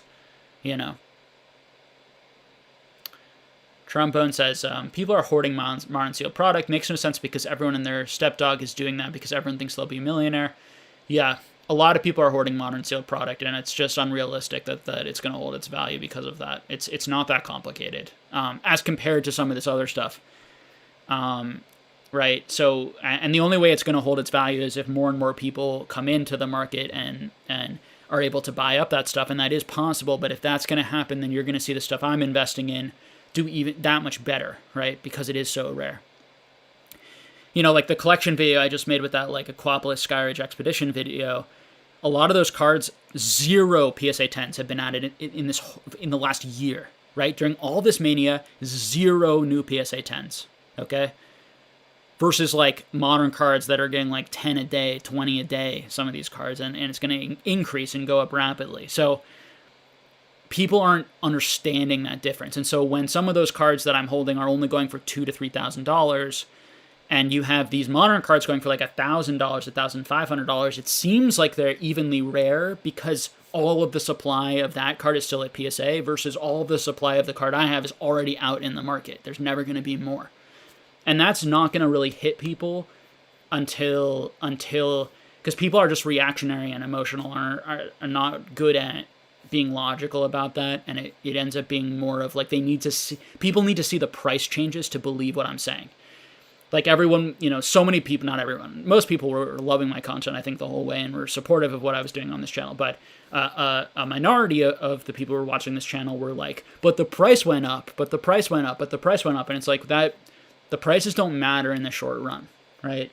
It's about predicting things over a long term and putting your money into things that are going to stand the test of time because of the supply and demand fundamentals. So don't worry, and the unfortunate thing is a lot of people who started YouTube channels this year, to put it bluntly, have been giving a lot of this poor information because they've made a lot of money, because they've gotten very lucky and they've happened to buy into a bull run, and they bought things that are mass produced and that will not hold value in the long run. They made some money on it and then they decided to make a channel and share that, and a lot of people are doing that. And for me, it's like I I encourage people to start channels. I love that they're doing that. I think it's great that people are entrepreneurial and they're excited and they made some money and they want to do it. But to put it bluntly, the advice that they're giving isn't good. It's not sound. So as a public service announcement, it's sort of like I respect and appreciate, and I would like them to keep going. And it's okay if they're giving incorrect information, but or poor information. But so the one piece though that no one can predict is demand. No one can predict demand. So I certainly can't. But I do have a better idea than most about rarity. About that supply side. And none of this is particularly unique for the Pokemon community. It's the same for all investing communities and collectible communities. I mean, I go into some of these crypto spaces and it's the same irrational exuberance and lunacy everywhere. It's this idea of like the prices have gone up, so I'm right. And then that just feeds on itself and it just creates more and more in growth. And then as soon as things go down, it's like, oh, we've been wrong this whole time. People panic, people freak out, So, bears make money, bulls make money, but pigs get slaughtered. And pigs are those people who have too much of an ego, don't understand what they know and what they don't know, and become greedy and caught up in the profit instead of learning and thinking the fundamentals. Yeah, Watsy Fetish says, when these channels make a 200% return and think that's good and advise other people, yeah. Like I've turned about $80,000 of investment of money that I put in the hobby, which I've since taken out. So really I have zero in the hobby now. And turned it into, a 7-figure, collection, right? And that's a lot more than I think a lot of these channels have done. Now, a huge portion of that is luck, and I'm the first one to say that so much of it is incredibly lucky, but I've also done the research to know that the things I've bought have outperformed other things in the market, and I think I understand why. And I think I understand what's going to continue to outperform in the future, and I think I understand the fundamentals of these other collecting categories that I'm in that give me the best chance. So all investing is risk, and there's lots of luck in investing, and I got extremely lucky because there are people who are just as savvy as I am, probably in this comment section right now, who just got into Pokemon this year, and they're never going to see the returns or unlikely to ever see the returns or make the money that I made just because I happened to be here a few years ago. So same thing for the people here 15 years ago who are really savvy. Those people were very lucky that they were engaged in doing it back then. If I was in the hobby back then, I would have $30 million in Pokemon. I'd probably have an even more insane amount of these trophy cards. So it's sort of the reality, but what you can do is accurately assess how you're doing within the window in which you're investing and comparing it to other people. And that's true for anything, whether it's stocks. And just be honest with yourself about how you're really doing and why you're doing so well. So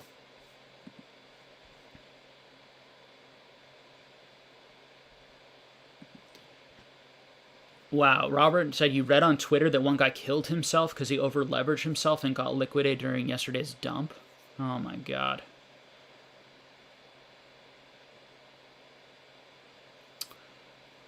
Thanks, Kai. Good to see you.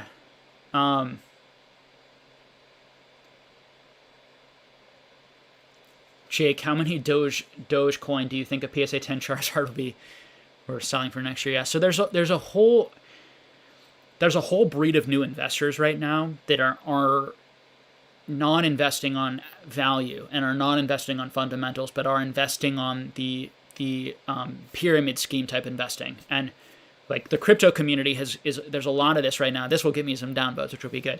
There's a lot of BS and nonsense in the crypto community right now, completely overinflating the prices with tons of people who have no idea what crypto is, telling other people that they should get into it because it's life-changing. It doesn't mean that crypto couldn't replace the dollar someday, even in a crazy scenario, which is what these hardcore guys think, right? They think that Bitcoin is going to be the new dollar and is going to replace, the dollar. And I can go on a whole rant on crypto, and I've been doing as much research as I possibly can on it over the past 6 months and have friends who have huge portions of their net worth. But this is the key, guys. The key is it's not about crypto, and it wasn't, when I was analyzing that Pokemon was in a bubble, I'm not analyzing necessarily what price these cards should be at. I'm analyzing what is the psychology of the market. That's how I invest, and that's how I'm able to do well. So understanding what mania looks like, what irrationality looks like, and understanding these kind of like bullying type tactics where people try to get you and push you to buy the thing that they're buying because they realize that the only way it's going to go up is if you buy it and you buy into it and we bring more people in. So these types of items become basically Ponzi schemes, basically where the only way you're going to make more money is if you get more people to come in and buy in because the asset or the thing doesn't produce anything. So that's what crypto is. That's what Pokemon cards are. That's what art is, right? So it creates this dangerous psychological environment where people are going to try and push others to buy and be interested in what they are interested in because that's the only way it can go up. Because the company it's not a company where it's actually making profits, and it's not real estate that actually provides you some function, a place to actually live. People need shelter. So you just have to be very careful, particularly in any market that doesn't create anything that's useful and doesn't have any sort of like fundamental useful value. You have to be extra careful of these types of like psychological and emotional tricks, and bubbles can get way worse in markets like this and in markets like crypto than they can in markets where there's actually something being produced. Okay, and a lot of people who are investing in this market and a lot of other markets right now are just investing. They don't have any knowledge about the markets and are investing because they're trying to make money. Okay. Now that being said, it's no one can predict where that's going to go, and in this age of social media is so powerful right now that these like hive minds are always created where around assets where a bunch of people unthinkingly just sort of agree this has value and we all buy into it, we all make money, and then it creates this like loop of like, oh, it's valuable and because it went up but social media just makes it a lot more intense and makes these bubbles can be even more crazy because it becomes so detached from the items themselves, and it becomes so centered on just the money and just the gain people are making. Okay, and that's what's happening in a lot of things right now. So I'm not a financial advisor, but if I were you, I'd be putting money into things that people are not hyped about, that people are not over-promising to the moon, and where everyone who's buying the item you think is going to hold it and understands the value of it. Okay, whatever that asset is. Rainy Day Collectibles says, I've been reading a lot about economic history, and I see a lot of parallels to 1.8 when the shoeshine boy is giving you stock tips, it's probably time to get out. Yeah.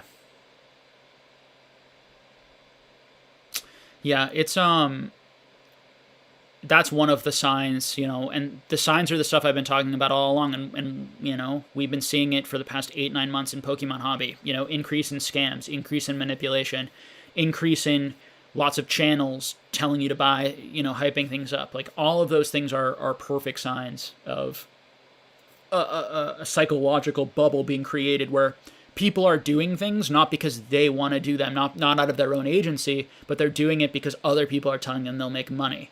When that happens, that creates the bubble. That is the bubble. And I think what people don't understand is a bubble is psychological. Because these items can be worth any amount if people are willing to pay that and hold it and believe in it and like it for those prices. That's what creates that price stability.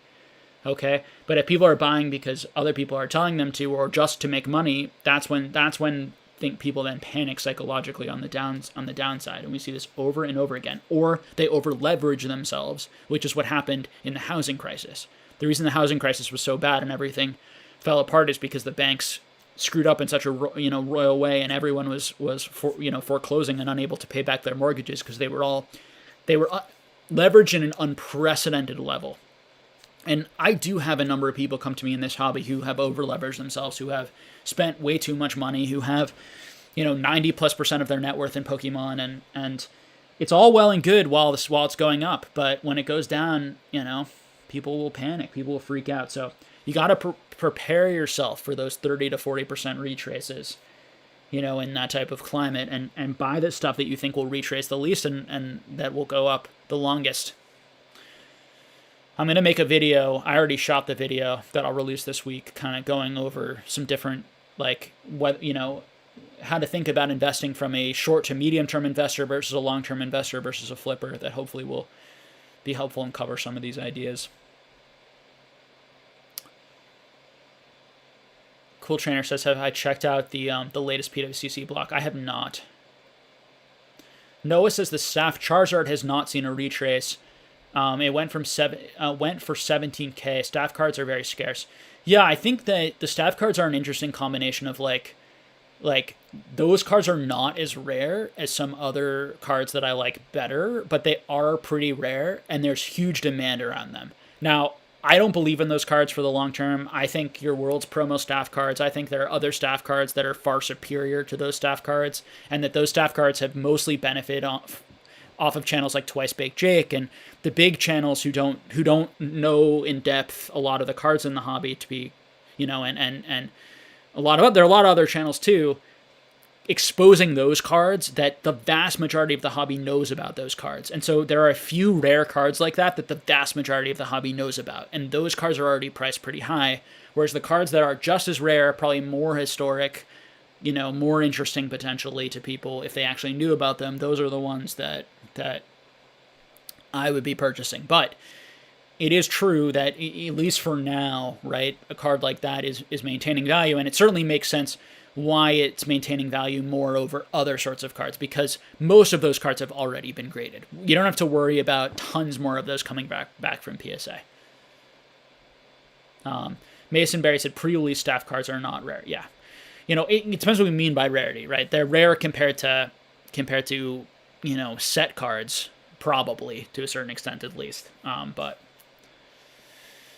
the World's promo cards that are literally there are less than 1,000 of those staff ones probably from each year. There are less than 10 to 15 of some of the champion ones, right? I mean, these are some of the rarest cards in the hobby.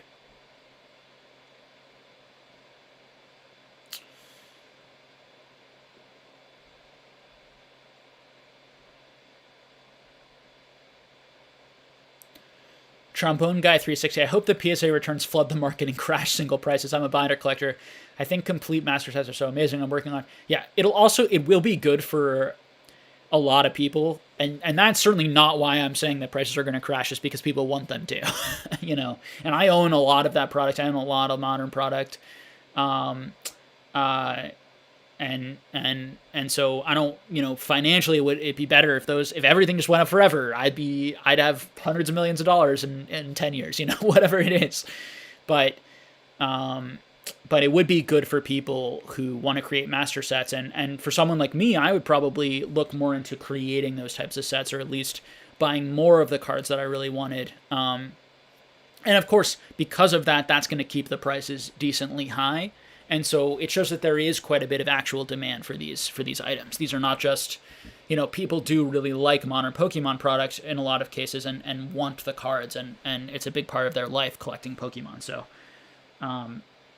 it's not a complete nonsense bubble. Like there is value. There's actual collector value to these items.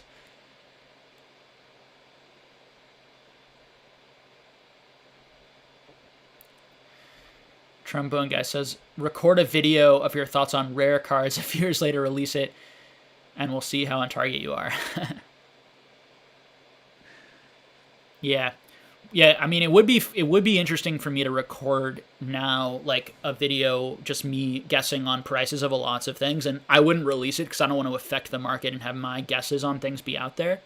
But I could just record it, right? Keep it private, and then release it in a few years to see how accurate I was. That'd be funny and something I'd be interested in potentially doing. Nate says, can laziness and or just being indifferent keep the market up? Laugh out loud. Sometimes it's a hassle to list stuff you feel will drop. Absolutely. That the fact that these items are illiquid can actually make things not go down as fast potentially, and also make it so that because it's not just one button, it makes people hold on to the items a little bit more, which can keep their prices up a little bit more. Because if you bought an item for a few $1,000s, for example, or that's a lot, but let's say you bought an item for $200, okay, and that item comes back down to $50. It's well, not only do I have to do the work of listing it and then shipping it out to only make like $30 back or whatever after all the fees, or $35 or $40, right? I have to do the work of listing it and going through all of that, and I'm taking a big loss. Forget it. I'll just hold on to it. You are going to see that happen.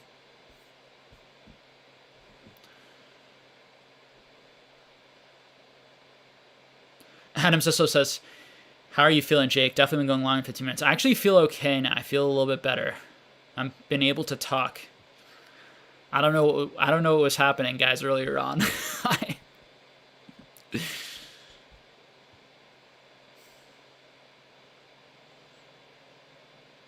I might as well keep going for the last 13 minutes and make the whole time.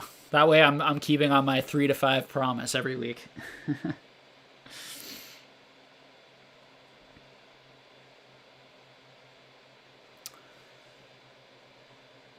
George Brown said, ever thought of discussing bulk value set by set? I wonder if it only varies by pennies between each regardless of age. So it's just not an area that I look at. I don't do a lot of I don't do any bulk. I don't deal with it. I don't buy and sell that stuff. I never did, even when I was in the hobby. Whenever I would get it, I would just either hoard it. I have a bunch of it in a closet, or I would list it in large things just to get rid of it. So it's just it's definitely not my area of expertise. Mason, Danny Phantom, there are plenty of guys who are doing it, who have a lot of skill and knowledge on that area of the hobby. My niche is really the investing in the long term and the psychology of the markets and the price sort of stuff. So that's where I really focus my attention. That type of data you can find on their channels, and I try to just really talk about the stuff that I feel like I'm very knowledgeable in and have knowledge that other people don't have. And can share based on my own kind of unique experience in the hobby.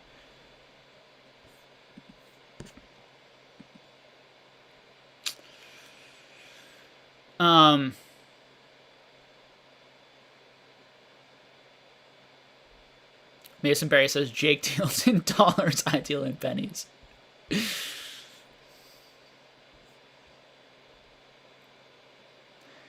Yeah, Noah says, Alpha Investments discussed thousands of applications for people to start local game stores since the pandemic began. Everyone wants to jump in and get distributor prices. Yeah.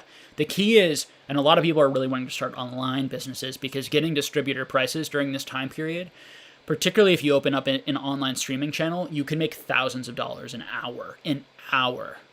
If you get distributor prices and then you're able to sell those booster boxes at those premiums and you're able to get enough of it that you can open a lot of them. Now, one of the major issues is actually getting the product. So there aren't too many people who've had that relationship with distributors where they get enough product to be able to run that type of business where they're making that much money, but there have been some.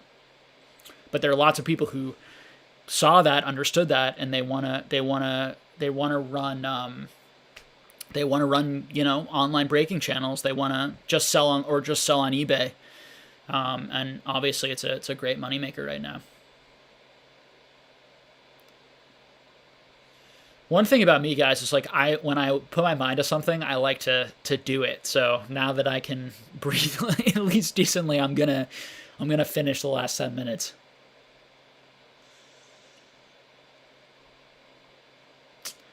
Mr. Hellafresh says, is there a chance you'll release these as a podcast? I re-listen on YouTube, but a podcast would be more fluid. Finally, I caught a live. Thank you. Yeah. That's something I could look into. I'm not exactly sure what goes into that. Something I can probably talk to Drew about, my editor, to see what options we have for re-releasing this in some different ways that might be easier for people to listen to in the car or something like that.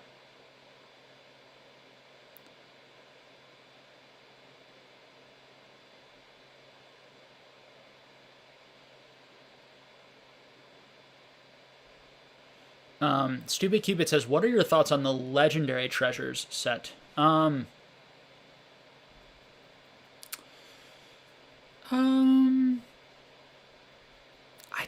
don't have strong thoughts on it one way or the other. It's okay. I think there are better options, which I mentioned on this channel. But I think if you like it, go for it. I mean, you should collect and invest in things that you like and that you understand their value. Kai says, Jake, thoughts on Radar Fuji's large recent trade? Who do you think was the real winner? I'm not sure exactly. I don't even know exactly what was in the trade. I'm definitely aware of the trade. Radar's a good friend of mine. We talk pretty regularly.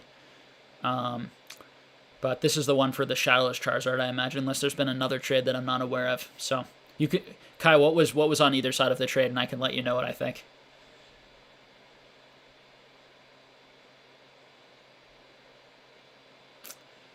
Sinu says, what do you think about the supply shortage and people hunting for that chase card, box break, etc.?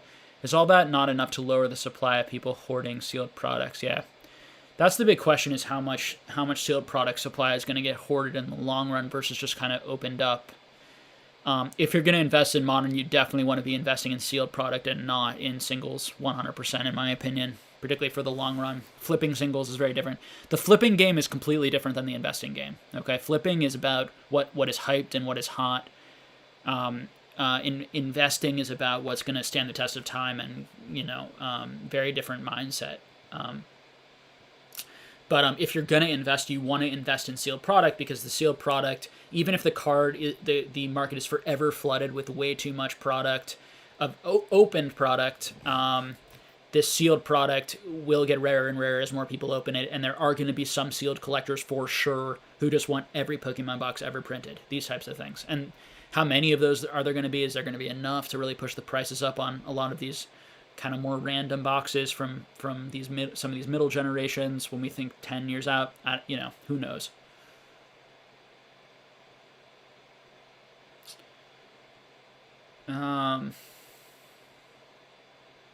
Thoughts on the Jake Paul versus Astron KO? I didn't even know that was a fight. I did watch the Jake Paul and Nate Robinson fight because I thought it was really funny that Nate Robinson was fighting Jake Paul. I guess I didn't watch it live. I watched it just highlights on YouTube or something later.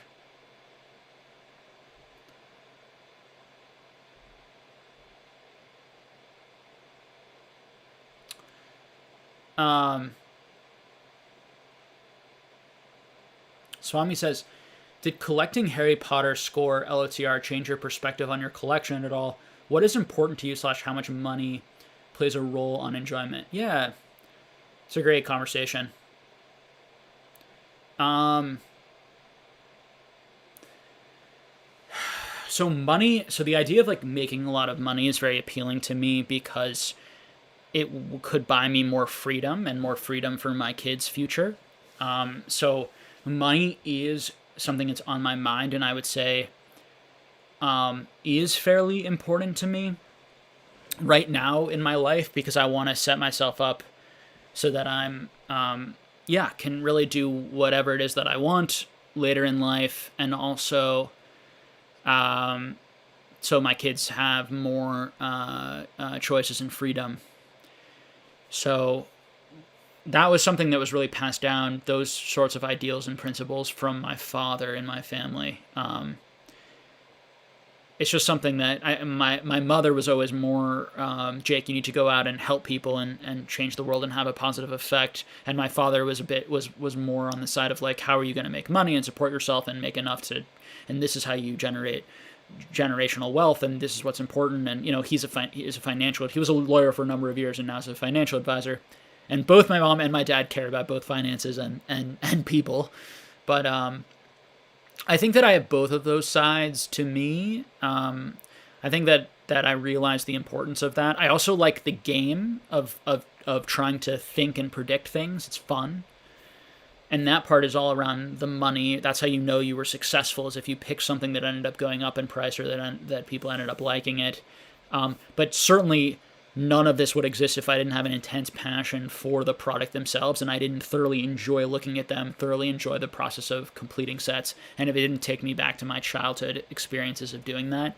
I think from a young age, I was like an entrepreneur. From a young age, I collected cards. I collected Pokemon and sports cards when I was a kid. Lots and lots of sports cards as well.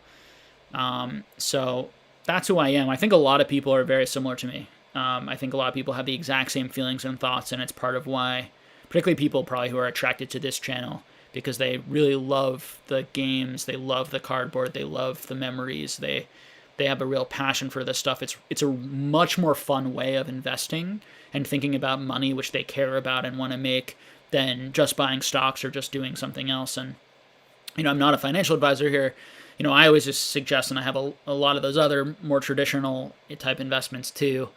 But this is a fun alternative way to learn a skill of buying and selling and flipping and investing in these types of crazier, harder to predict collectible markets, and all of that very much appeals to me. So, but that's the interplay for me between sort of money and collecting. As far as I have some goals that are definitely just collector goals and that lose me money.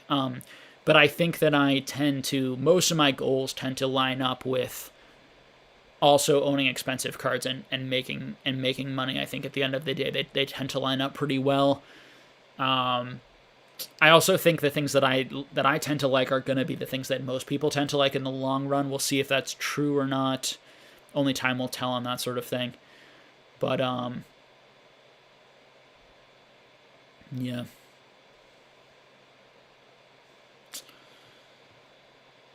Let's see what else we've got here.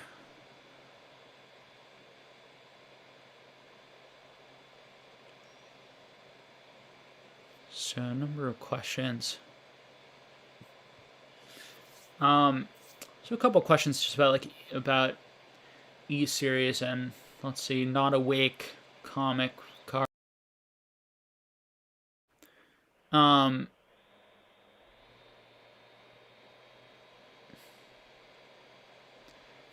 So Jordan, if I'm being completely honest with you about the Japanese versus English, and I normally don't say things this straightforwardly, but I do think probably, maybe I shouldn't say, but I do think probably the English is more undervalued than the Japanese at this moment. The Japanese is also very valuable, but the Japanese has actually come up more in value than the English. As you can see by my collection, in that collection video, I have a lot of Japanese and I have a lot of English. The Japanese was worth almost nothing, and the English stuff, just the pop reports are not going up on a lot of cards at all, like the 10s. So you have to think that it's so hard to get any one of those individual cards because there's like 32 holos in the set, right? So you have to open like 90 packs, theoretically, 90 plus packs, 100 packs, whatever it is, to get any specific one holo. So 100 packs need to be opened for, on average, there to be one new card for each of those. And if we think about how many boxes are left, and how expensive those boxes are to open, it becomes pretty understandable why so few of those cards are coming out and being graded.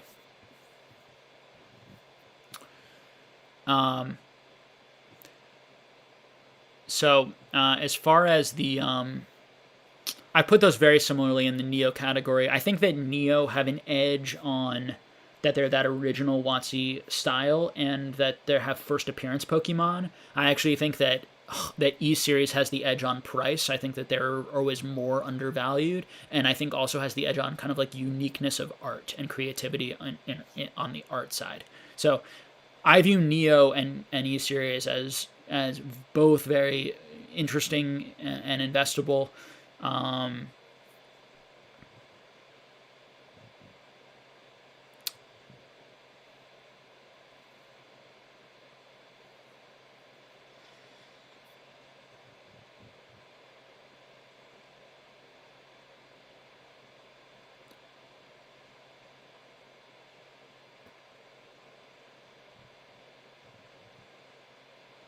You guys are talking about the Mr. Fuji trade, so Radar ended up making a lot of money off of it, huh?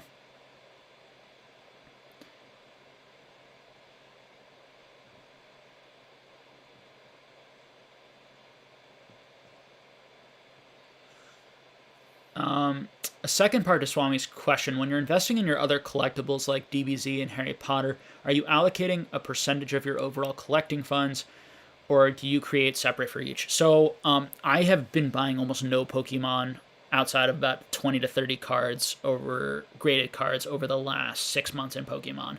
And I've been putting all of my funds that I want to spend on collectibles into these other grading cards because I see a lot more value in them, and because it's a lot of fun learning these other hobbies. And I have also ambitions of growing this YouTube channel and of maybe starting some other businesses in this space. that is going to require me to be an expert on lots and lots of different hobbies. I don't want to just be the Pokemon guy. I want to be really knowledgeable and be able to speak on. I want to be like TCG. I want to have knowledge on all these TCG collectibles. I'm someone who sets definitely ambitious goals and big goals, and for me, it's like I want to learn all these hobbies and be fairly expert in all of them, or as much as I can be. So that's part of the enjoyment for me. But yeah, in terms of the funds, all of my collectible funds that I budget have been going to these other hobbies over the last few months. Over the last 7 months. Really since Logan. Once Logan Paul got in the hobby and did that and the prices spiked, I started selling some Pokemon and moving a lot of that Pokemon money into... I actually did a couple big trades where I traded a bunch of Pokemon for DBZ. Those have worked out very, very well for me due to the timing.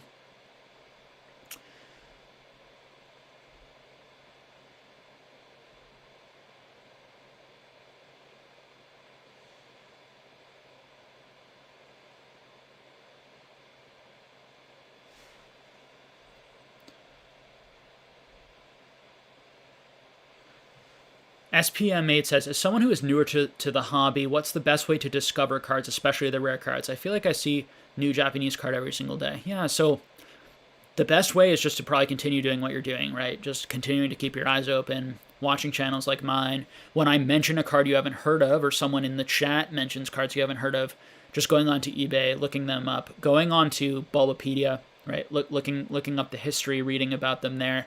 Going to places like the PSA Pop Report or PokemonPrice.com.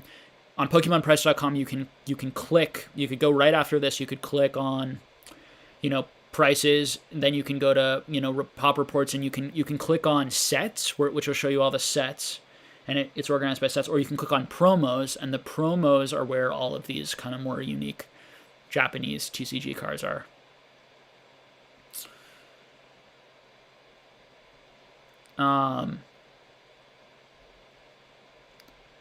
What do I think about MetaZoo? Thomas asks. I talked about it a little bit earlier on. I think that the stuff affecting MetaZoo is the stuff I've been talking about in the Pokemon hobby the whole time. So I think it's a little weird when people have and I'm not talking about anyone individually, so please don't, and I'm not talking about other YouTubers, by the way. I'm talking about just people I've talked to or engaged with more. When people are really upset about MetaZoo, but they haven't been upset about the hype in Pokemon this whole year. And and to me, that's just sort of selfish. And like, I think that they were happy about the Pokemon hype because they were making a lot of money, and now or they think Pokemon is so amazing, but MetaZoo can't be great. Like, there's a little bit of that, like, some people in the Pokemon hobby definitely have like a Pokemon bubble, and they overestimate that Pokemon is the only thing that people can ever love. And so my feeling about MetaZoo is very similar to my feelings about lots of things in Pokemon this year. The differences in MetaZoo are, of course, that it does have very good rarity, right? On the Kickstarter product, there are only 2,500 boxes, and we don't even know how many of those boxes are in people's hands. Like Michael, the CEO, might still hold most of them, so there really only might be a few out on the market, which is why the price is so high. The side we really don't know is going to be the demand side of MetaZoo, and MetaZoo is brand new. It hasn't even really been released. We don't even know what people are going to like it or not going to like it. I do think that the fact that it's collectible because it's characters, just like Pokemon, and people are interested potentially in the cryptids and collecting all of the cryptids and collecting the coolest, most famous, most interesting cryptids, that type of stuff creates inherent collectability. And as long as people actually like the art and enjoy it, the game doesn't even need to be that playable for it to be sort of do well on the collector side. Now, if it can be a really good game and be very playable and be collectible, all the better for it. That's my take on it. We shall see what it does. I certainly wouldn't be purchasing those booster boxes for a few $1,000s because I think the risk is too great for me personally. That being said, you could purchase them for a few $1,000s and they could end up going to 10,000 in a year or so. Like, if the game really continues to take off and TCGs in general continue to take off, and I think we're going to see other games like MetaZoo, other new things, and I imagine some of them will do well. some of them, maybe MetaZoo will survive and become something that does get connected to people, and I think that clearly Michael's done a good job of branding it and getting it out there to influencers, and influencers have taken it and pushed it, and it's had a really good start. So we shall see, but too risky for my blood. I just think that there are still good opportunities that for that type of money in the Pokemon world or in other more established collectible hobbies.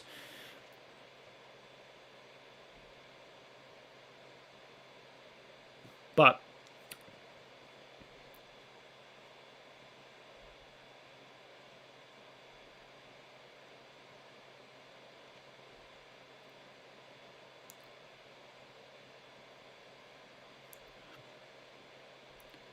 let's see. Jake, is now a good time to buy Beanie Babies, or should I stick with tulips? I think we're due for another tulip ball, a tulip bubble myself. So I've been stocking up on tulips. I know they're worthless, but I think that if history has showed me anything, tulips are something that I'm joking. For those who don't know that I'm being sarcastic, for those who haven't heard of the tulip bulb mania, you should look it up. It's one of the famous bubbles of all time. But I think that we should all prepare for the next tulip bubble and buy lots of tulips and get ready to sell into the market and sell into the hype.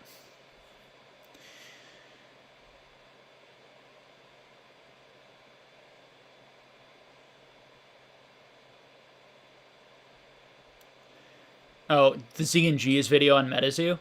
So the thing about Z and G's video on MetaZoo is and James is a great friend of mine, right? I really like James. I really like his wife. They're lovely people. So I hope it's okay if we disagree, and it's okay. People have such a weird reaction to when people disagree. So I think that his analysis on inflation was not good or not right, or however we want to put it, and the fact that he's ignoring nobody knows. The smartest economists in the world don't know what inflation is going to be and how printing all of this money is going to do. There's no way that James over at Z&G has any idea. Just to put it bluntly, I have no idea. The idea that these numbers that they're measuring don't measure real inflation, and that they're not measuring the right things that he kind of implied. But we don't need to get into a debate on the conspiracies of the government and do they give are they trying to make themselves look good, or are they giving us an accurate information on inflation? I have no idea. So the inflation part, I was like, whatever. His irritation towards YouTubers, I think, who were talking negatively about MetaZoo, I do kind of get, in just the sense of I wasn't exactly sure what his main point on that was, but if it's the same point that I was making earlier, I agree with him. It's just where were you this whole year? Everything is hugely up in price. Why can't MetaZoo be up in price too? Why pick on a new game? Why is that the breaking point for people, that MetaZoo is just a few $1,000s a box? I mean, people are going to lose much, much more money, and it's going to be much more devastating, the Pokemon losses that people have already been experiencing, let alone what they're going to experience if Modern ends up crashing, as compared to a couple hundred people who bought MetaZoo Kickstarter boxes, right? So I think it's sort of when you talk about another hobby, but you're not honest about your own hobby, and I'm more of the focus on your own hobby first. I think that's why I find the MetaZoo thing kind of hilarious and funny, and also when I think it's really cool they started a new game, and I hope the game succeeds. That being said, I have a very similar analysis as Squeaks and Scott Pratt in terms of the would I buy it, or what, that sort of thing. I just thought it was a little interesting that I do agree with Z in that sense of if that's where he was coming from, of where have you been all year, talking about the stuff, but I'm not sure if that was his take, so I wasn't exactly sure.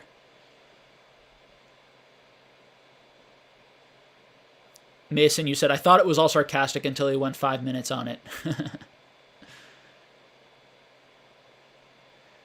MetaZoo blows. Derek McKinney. Influencers need to stop pushing this crap game. You haven't even played it or collected it, have you, Derek? Why do you say it blows?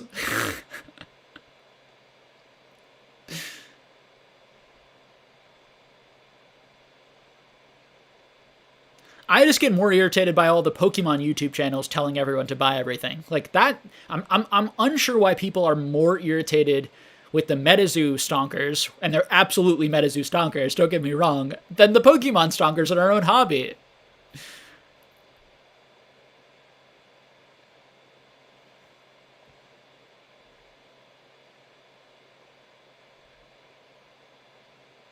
Oh, and what I do want to say is I really liked Z's video in the sense I love to just hear what he has to say. So, just for the record, guys, we should encourage Z and G, and we should encourage James, we should encourage Squeaks, we should encourage Scott to make those videos, and then we should be able to debate and disagree about their merits. Like, this is why we're here in the hobby, is to have dramatic conversations where we share our real opinions. To me, that's much more interesting, useful, better content than just having people like all agreeing and saying everything's going to the moon, and people who are too afraid to share their actual opinion. So even when I disagree with something that James said, or something that Squeak said, or something that Scott said, and they disagree with something that I said, it's great that people are talking, right?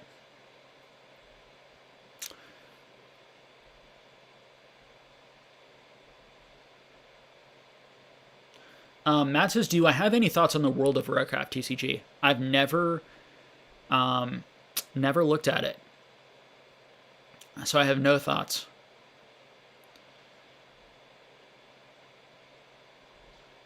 Trombone Guy 360 says, "Twice Baked Jake is a perfect example of channels buying out cards than telling people to buy them." Yeah, I mean, I don't think that's where he's coming from at all. This is my honest take without knowing the guy, and who the hell knows anyone, right? This is all internet stuff. You know, I feel like I know maybe 4 or 5 people in the hobby pretty well because I just talk to them every week, you know, through Discords, through Instagram. You know, you really do develop relationships with people online, and you get a sense of who they are over time. But my sense, and this has always been my sense, is like, you know, he's someone who I think collects he got a lot of attention and notoriety, for a couple of reasons. One, because he's very likable and he makes really good content that is digestible. I think he genuinely likes Pokemon, and I think particularly he likes collecting those like Japanese promos, right? And I think he had really good content on those. And he makes videos that appeal to the masses. He doesn't make in-depth analysis videos where he's really going into the pop reports. He never talks about supply and demand. He never talks about fundamentals. To my knowledge, he talks about, you know, what are the top 10 most expensive cards? What should you buy right now? You know, here are the top 5. And the vast majority of people who are new to the hobby are looking for content like that to just guide them in the right direction. And I think for the most part, his channel has been a net positive on the hobby and has guided a lot of those new people in. I think where it becomes the issue is if people are listening to that channel thinking that here's a guy who has lots of experience buying and selling Pokemon cards and is an expert in the hobby and is one of the foremost experts and knows all the different options, and he's giving the you know, and on some of his videos where he talked about, like, he told people directly, like, these are the best items to invest in. Like, I almost always have problems with people telling this is the best item to invest in, particularly if they're not giving a lot of supply and demand fundamentals, and if I don't feel like they've been in the hobby that long or know that much. Like, I'm gonna have a negative reaction to that, and I don't like the lack of sort of him being like, what I say and do affects the market. Like, that's a big red flag. So people who don't acknowledge the effects that their channels have on the market and aren't very cautious and careful about what cards they talk about and how they talk about them, knowing that people are going to hear that and then buy those cards, or it's going to move the market. People who are just ignoring that that's a reality, that's weird to me. You know, why do you think people are paying you, Jake, to sponsor your video? Because we think when you talk about Mercari, people are going to now shop on Mercari, right? They're going to do what you say. So not having that awareness and taking that seriously, I think, is concerning. But he has a great channel. He definitely has a great channel, and overall, and has helped a lot of people. And his channel is far more useful and digestible than a channel like mine. I think a lot of people who are brand new into the hobby would come here and not know what I'm talking about, right? A lot of the time, right? So I think having different channels targeting different groups and helping them kind of learn, or having some of those starter tips, I think the issue is that, to be honest, is that he doesn't say that. Like, he doesn't say, I'm pretty new to this, like, I haven't made that much money, and when people listen to it, it affects a lot, like that sort of stuff. So, but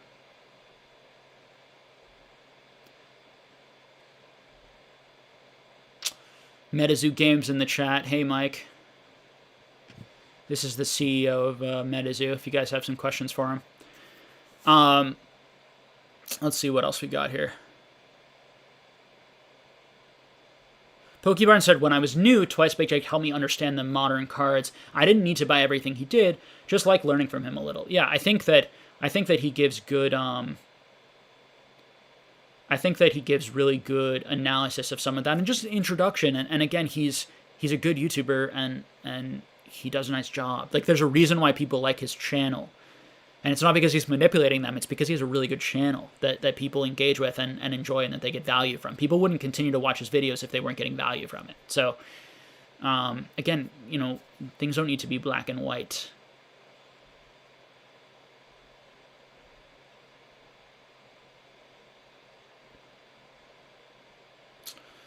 Mason Berry says, seeing TWJ in the chat when you talk to Boo is hilarious to me. I know that Jake used to come on this channel and hang out. I used to see him in the chat occasionally.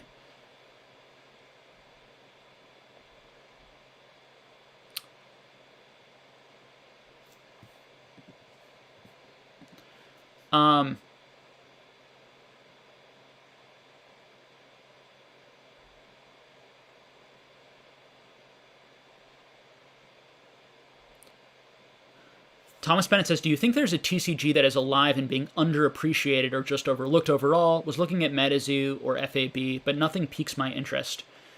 There aren't any TCGs that are currently alive. I think there are some dead CCGs that I think are interesting, and that they could have new games come in, some of which I've mentioned on the channel before. As far as new TCGs, I don't really feel like anything is overlooked. I certainly don't think like MetaZoo or Flesh and Blood are overlooked. If anything, right there, they're under a microscope and lots of people are talking about them. When they're less talked about, it'll be interesting to see how the prices, if the prices reflect that and those ups and downs.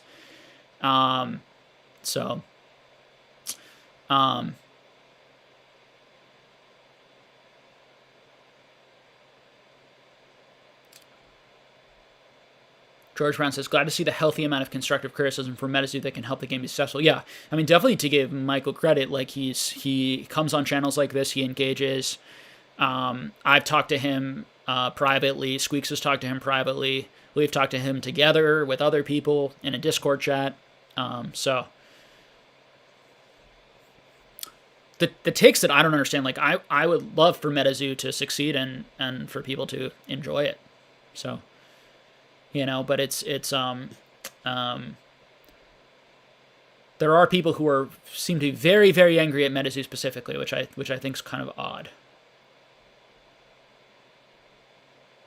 Derek McKenney said, do an interview with the MetaZoo owner. Maybe myself and others will have a better understanding of the game. Yeah. Hopefully, even, and you can ask Mike. Mike's the owner right now, Derek, is in the chat. That's MetaZoo Games right now in the chat. If you have any questions, maybe he can answer them for you here. He also, has come into, I've been hanging out a lot in Squeaks and Radar Discord.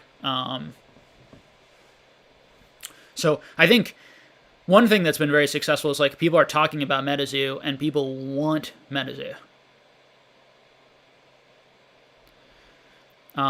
Yeah, as Mike just said, we were gonna actually do an interview, but we're in that we can't right now for certain reasons. So eventually he'll come on and chat to people. So Derek, I can tell you why I was irritated initially.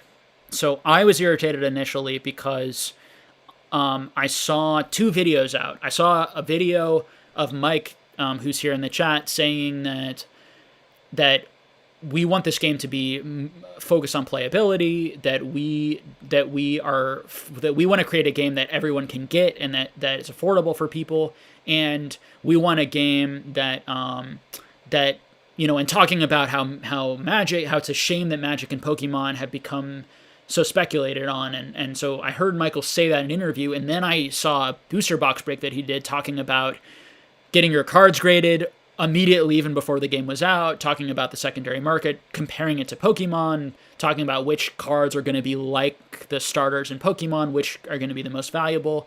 So it was talking about all that. So seeing those two things together was like, okay. And then seeing that he, was so aggressive in terms of getting it, not aggressive, but frankly savvy. And I would do the exact same thing as Michael, by the way. And if I were in his position, getting it out to Rudy, getting it out to those big audiences of people who wanted it, that's what really shot up the price, right? I mean, if Michael had never sent those boxes out to Rudy, the prices would not be at where they're at now, like 100%, right? I mean, we can even track that. As soon as the video went live on Rudy's channel, the booster box prices went up from like $700 to $800 a box to $2,000 a box.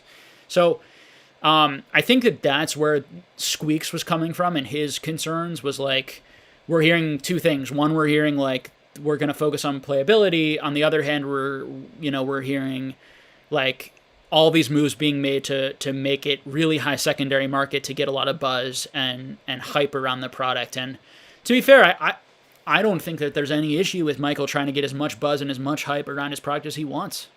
Like I think it's a good thing. So for him and for his brand in the long run, and I would do the same thing if I was in his position. I think it's up to the secondary consumers what they want to make of that, and do they think that it's worth buying at these prices or not, or is that risky or not. And as far as the game and the cards themselves, people's strong opinions are ridiculous to me because most people haven't even seen the cards or engaged with the game, right? It's not even out yet. So let's hang on here. Wait till you buy the cards, open up some packs, see if you like the cards in person. I like the cards. I've had a change of heart on the card art myself. Some of them I like more than others, of course. There are a lot of different ones, just like in Pokemon. Some of the art designs I like more than others. But that's where I come from. Whereas like the game's not even out yet. No one knows how fun it's going to be, how playable it's going to be. Let's hang on there, and I'll be playing it. I'll be buying some definitely when it comes out. Some of just the regular first edition, just to complete sets and have some fun. It's also just fun opening new product and fun opening new games, and it's fun that we're all heated. I think it's fun that everyone has a strong opinion about this, and maybe I'm alone in that, but I think it's kind of amazing and interesting that it's so dramatic, and as a community, as long as we're all being like respectful for each other and respecting each other's opinions to a certain degree. Even if we disagree and don't understand why certain people are having those opinions, I think it's fun and it's all part of it. And I think Michael's been doing a great job handling the drama and just kind of, continuing to create a good game. And, MetaZoo, Michael says, I definitely made some mistakes in making contradictions. I'm going to get better about it. And the truth is like, it's and we talked about this. You didn't even think that people were going to watch those videos necessarily, and you didn't think about how people were going to watch one and then the other and how that was going to look. So definitely tightening up messaging, and also just like figuring out what you want and being honest. Because for me, and I can only speak for myself, I just want the person who's running it just to be honest. Just honest with me. So if they want it to be mostly collectible, saying that that's what we're doing, or saying nothing and letting the market decide. Blitzray donated $5. Appreciate that. Jake is a Saiyan. When illness brings him down, he goes further beyond and becomes Super Saiyan Jake to finish the Sunday chat. Yeah, I'm still going. Now I'm having no trouble breathing. So for those of you guys who have joined earlier, we almost stopped the chat midway through because I was like having trouble breathing and couldn't answer the questions. I don't know what that was about, but I feel fine again. So it's interesting. So,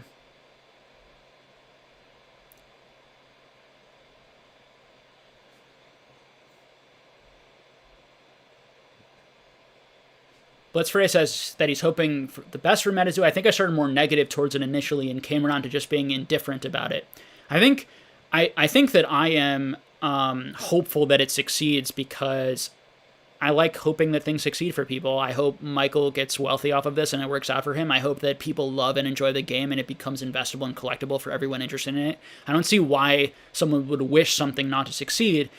I think at the same time, though, giving good analysis to your viewers or things that you believe in, saying maybe you shouldn't be buying this, maybe it's risky, maybe it's too early to be this hyped on it, it hasn't even come out, I think is appropriate feedback as well. So, and thank you, Michael, for being here during the chat today. Appreciate it. I think part of what has won a number of us over just made us really, listen to it and be less maybe emotional or assume the worst, is the fact that you actually come on and engage and talk to people. And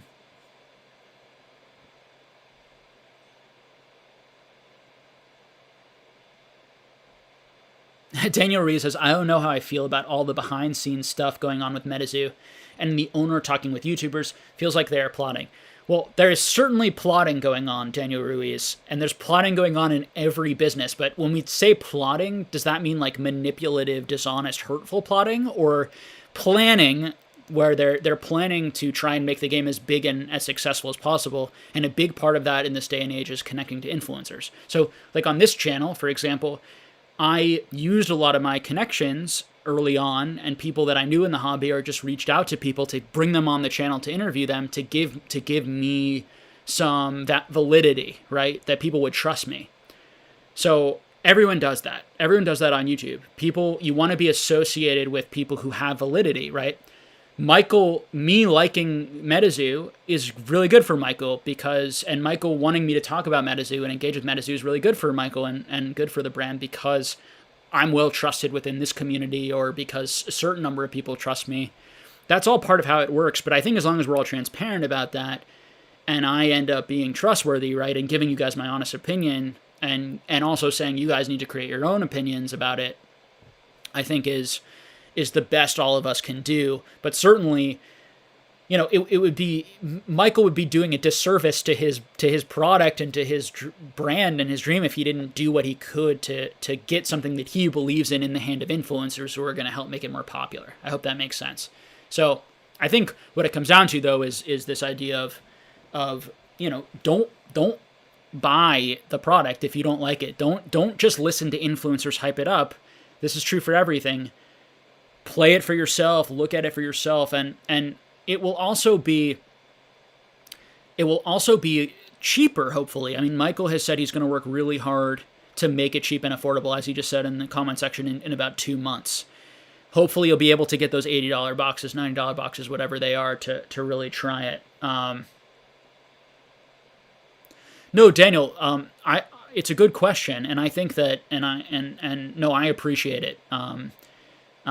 It's a great thing to go back and forth on, so don't ever feel like, I think questioning people's intentions and motivations is really good, right? Like Michael has motivations to make the game succeed. You need to take care of yourself and not invest or put money into something you don't want just because a YouTuber or an influencer is telling you should want it, right? So what we're talking about on this channel is think for yourself, have agency, be savvy, don't get manipulated. And you won't be manipulated if you learn how to think for yourself, right? And not listen to me, not listen to any one person, but just think critically about things. So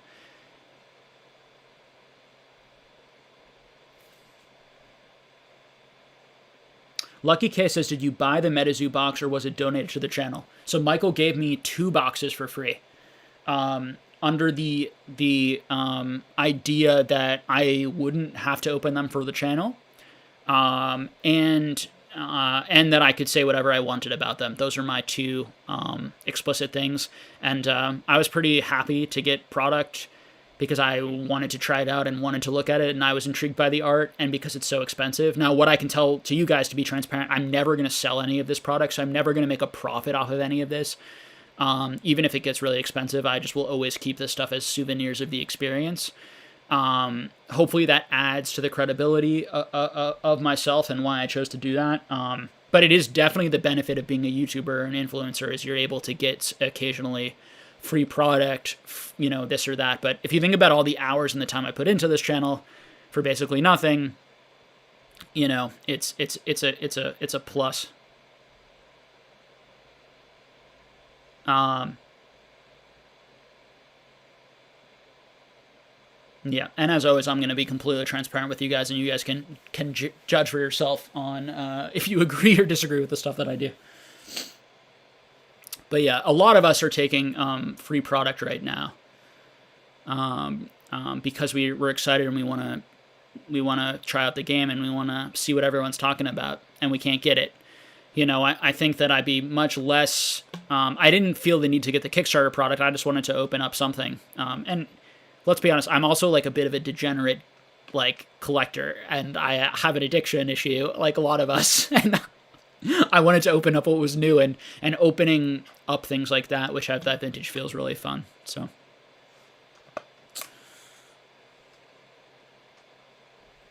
Oh, absolutely, Lucky K. And I did film myself opening up MetaZoo product, but I don't think I'm going to show it on the channel, because I think there's enough out there.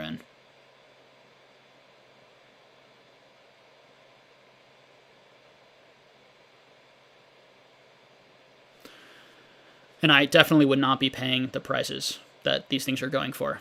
And I would not be buying these raw cards for $1,000 right now. And that doesn't mean they can't go up, because there is rarity to them, and if the game takes off, they could go up in value, but it's a big risk.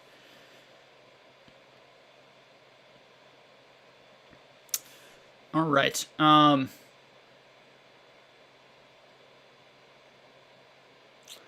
John Trotter says, "Hey Jake, what's your experience with grading the reverse hollows from the E-Series cards?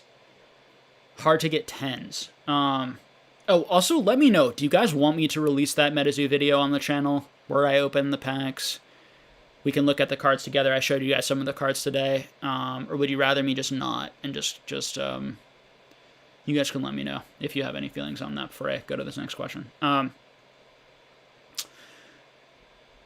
Let's see.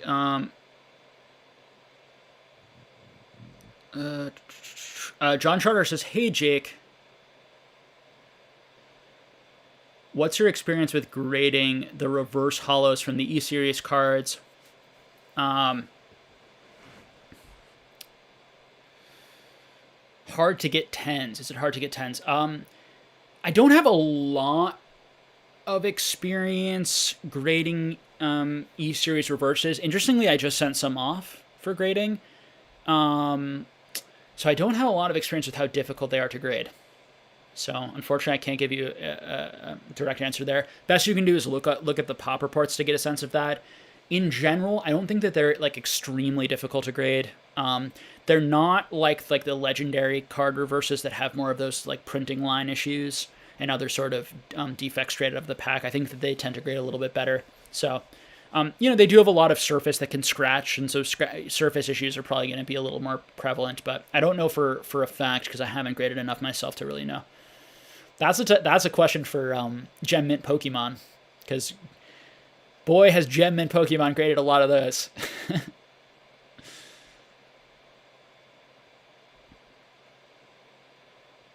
Yeah, part of why I didn't want to show it, honestly, is I didn't want to give it more. I kind of want the hype to just die down on MetaZoo a little bit until product gets out a little bit more.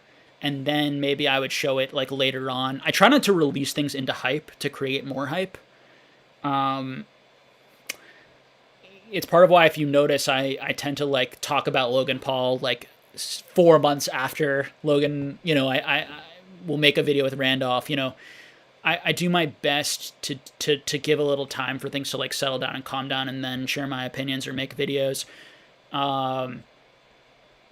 But I do think like it would be enjoyable for people to watch. So it's something that I'll keep, and maybe we'll throw it on the channel at some point. The other thing is, you can watch. There are so many openings that there isn't any need to watch it here, right? There isn't any need to watch it on this channel. And there are a lot of like young MetaZoo channels that are just starting right now that are talking about it and opening it up.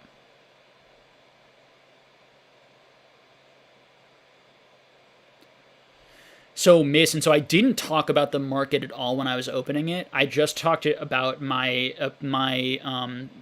feelings about the art. So when I pulled certain cards, I would say I like this for this reason, I like that for that reason. It was total chill, kind of subjective. It wasn't like a market video where I was going into it in any deep way. My opinions from the market side are pretty identical to Squeak's and Scott Pratt's.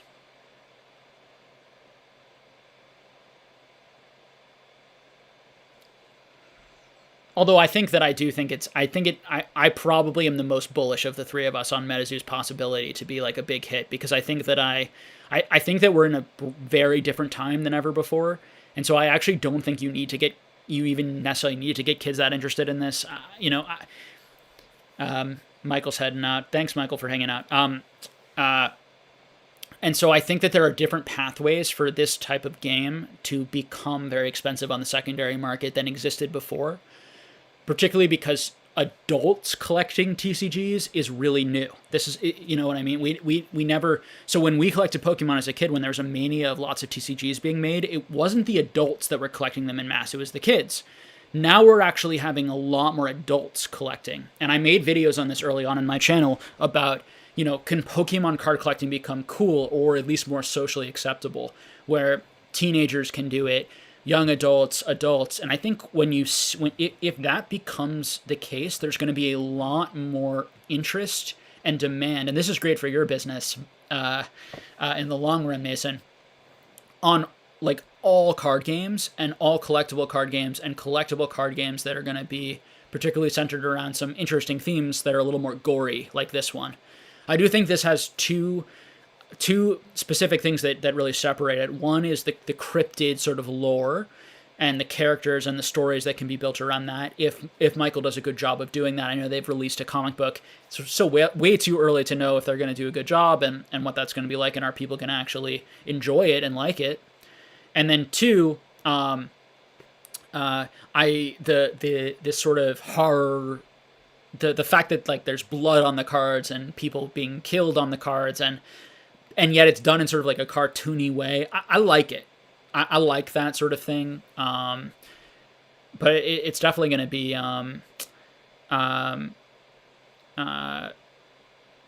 something that we just have to see. And so I think that's where I disagreed with Scott's video about how it needs to follow the path of Pokemon. I mean, he didn't say this completely, but like there are other paths for MetaZoo to become a really huge financial success, and for particularly these rare MetaZoo Kickstarter boxes and Kickstarter product to be very valuable. It doesn't need to take that Pokemon path. So I think that's it's not as nearly as ridiculous as people I think that we're reacting. So there are definite paths to MetaZoo becoming very expensive. It's just far too risky right now to assume that, It's a way jumping the gun, and we wouldn't be jumping the gun if Michael hadn't gotten into the hands of Rudy, and if we weren't in this type of environment where anything that gets hot, we have tons of scalpers and inflators quickly trying to buy out product. So Solemn Yu-Gi-Oh! Says, needing kids is pretty overrated. MTG was built on late teens. It was never 5 years old. Going to locals back then. Yeah. Exactly.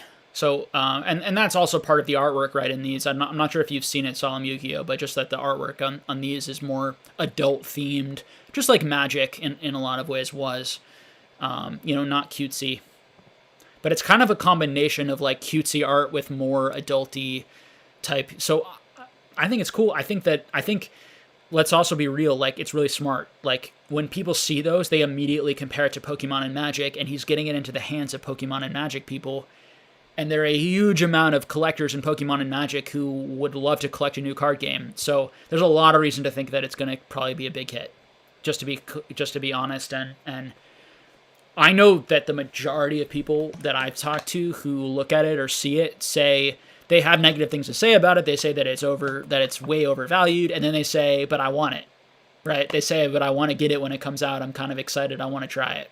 So I think that that's where I'm at with all of it. But it's just more craziness from this year, right? And we're going to see more of this. It's just insane. I will say this appeals to me more than Flesh and Blood. But that's just because of the type of stuff I like to collect. I'm more interested in these types of like animated-y characters and the lore and the stories, and I'm more interested in and the art style and the hollow type style. That's appealing to me because I'm a Pokemon collector.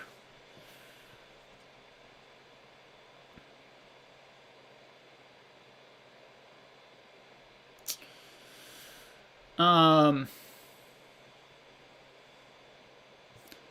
All right, so let's just take a couple last minute questions and then we'll end. I know I went way over what I hope you guys had a good time hanging out. I think I got all the questions in.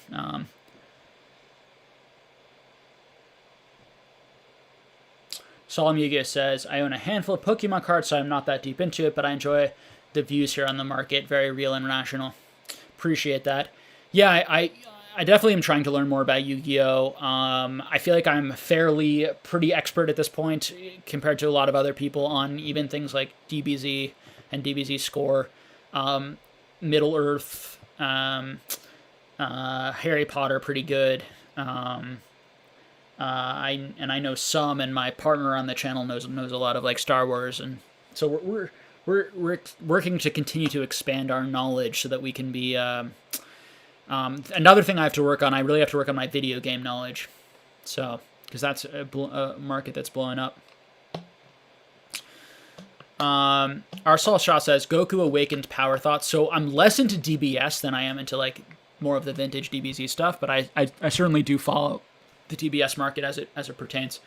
It's amazing, that, just very high price. I think that I would definitely be putting my money into like vintage DBZ if you're looking to, I think, get the biggest return. I think that the value is in vintage DBZ, and then I do think that will become more popular over time as more people talk about it. But it's awesome to see those really high prices on DBS. It's expensive though for very modern brand new cards, I will say, and although that card is fairly difficult to grade, it's not impossible to grade. It's not like some of the score stuff that is literally impossible to grade, where there are 0-10s in the population at all of any ultra rare, right? So okay, so we're gonna take just a few more questions and then we're gonna end. See what I missed here. Lucky K, is there any program you use to track your collection, show purchase price, sale price, etc.? No program. Do it mostly by hand and by memory for now. But I look at things like PokemonPrice.com and for the information. I have spreadsheets and lots of spreadsheets.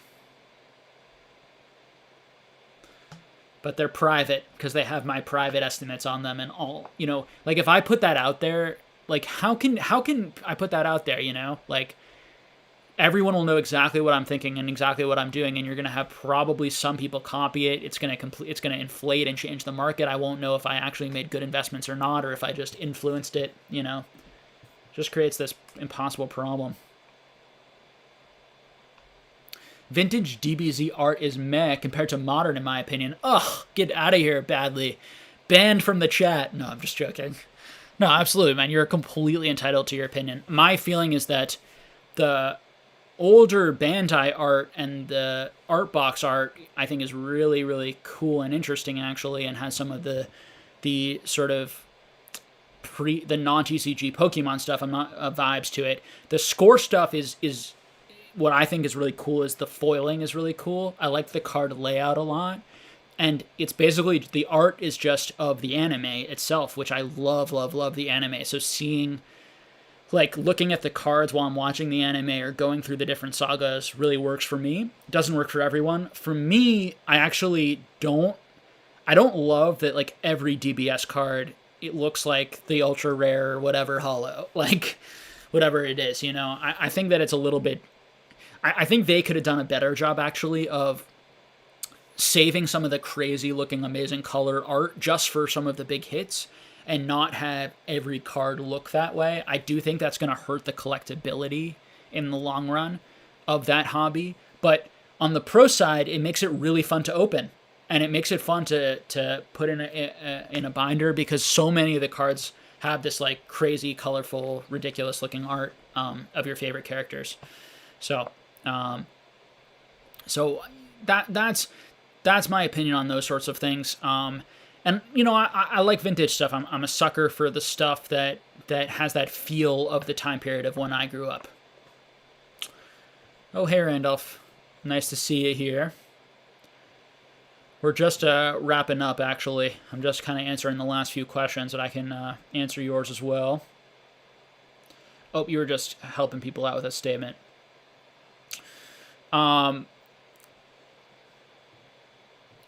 Let's see.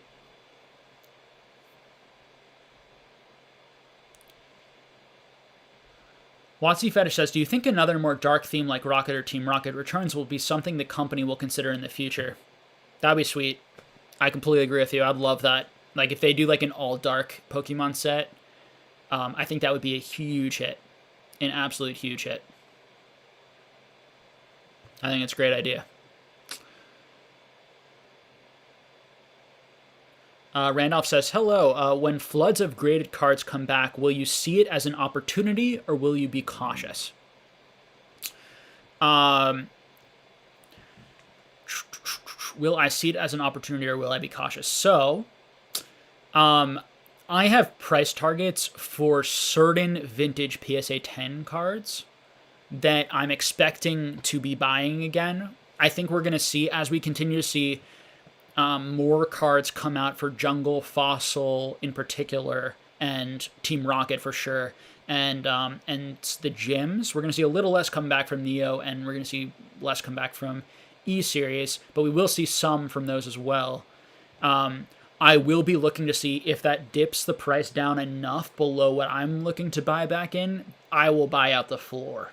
And I'll have the cash reserves basically to buy any amount that come on the market at those prices of the 10s and of possibly the 9s, depending on the price point at which it gets. So that's going to be my strategy.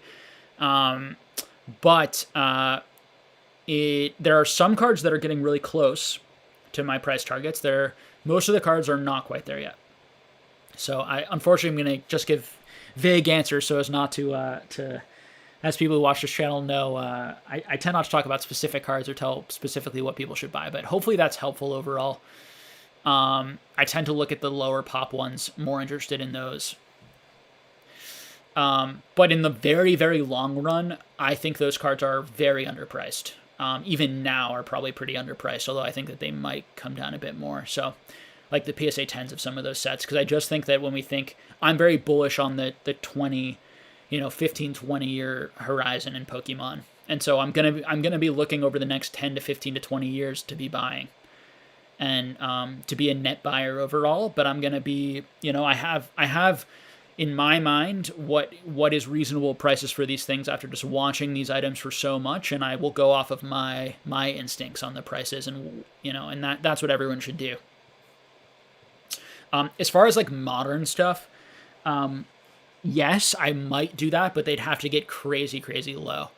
I would be looking at picking up some secret rares and some rainbow rares if they ever fall back below, like, if the PSA 10s get back below like $25 to $30, I would consider buying those. Maybe even the better ones at like 50 to 60. Yeah, outside of the Charizards, which will never fall that low. Those would be the prices I'd be looking at, but that would be quite a fall from where they are now. I do think it's possible they will fall that much. I'm not sure. We'll have to see. And I do think that for the secret rare cards, the modern secret rare cards, there will be not enough of them, I think, to meet demand over the long run.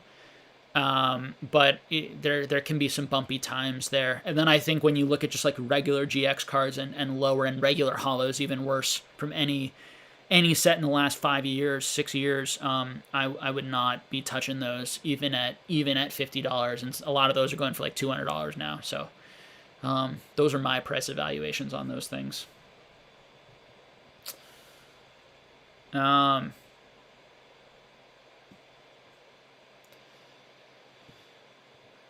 Jake, in your spreadsheets, do you have exit prices for everything, even for things that are true? And one other thing I'll mention, sorry, on that last question, Randolph. I'm very interested in the middle generations. I've been very interested and have been talking a lot about certainly the Neos into E-Series, into the original Nintendo EX era. I'm also interested in, we're just getting more and more younger collectors who are most interested in third generation and probably soon fourth generation Pokemon. And I think that there's opportunity there. So as those cards hit the market, if it dips the price down enough, I may look to pick some of those up as well. So that's the other era, the middle eras I'm definitely watching. XY and newer, I'd have to be buying at super low prices to be interested for me personally. For as an investment, as a collector, I collect some of these cards and sets because I enjoy them. Connor B says, Jake, in your spreadsheets, do you have exit prices for everything, even for things that are true PC items that you love? So I don't have my childhood collections on any spreadsheet. My childhood collections are in special binders and in special, I have them in special sleeves to indicate which one is a childhood card, to differentiate that. And I have a couple of my childhood cards graded. Those will, I don't track, those aren't in my spreadsheets. My spreadsheets have everything that I would theoretically sell. So the rest of my cards basically are in the spreadsheets. And I have lots of cards in the spreadsheets that it would be very, very difficult to pry them out of my hands, but everything on those spreadsheets has a price because I can take that money and put it into something else I like. But I'm getting to the point where I've been selling off quite a bit, over the last 8 months and buying a little bit, but mostly selling, and definitely been a net seller over the past 6 months, by quite a large margin. And I've been, buying, non-Pokemon stuff mainly because I saw much more value in the non-Pokemon TCGs over the past 6 months. Now I'm gonna start cycling back, and I'm more interested in buying some Pokemon cards again probably. And I've really consolidated my collection to cards that I feel are either still undervalued in my opinion, even in the short run, or are just very difficult to get back. Cards that are extremely low pop, that there have been none graded this year, or only like 1 or 2 graded this year, and I just don't see a lot more being graded. Those are the types of things that I'd be holding for the long run. Swami says, I'm out. Have a good one, everyone. Thanks for hanging out today, Swami, as always.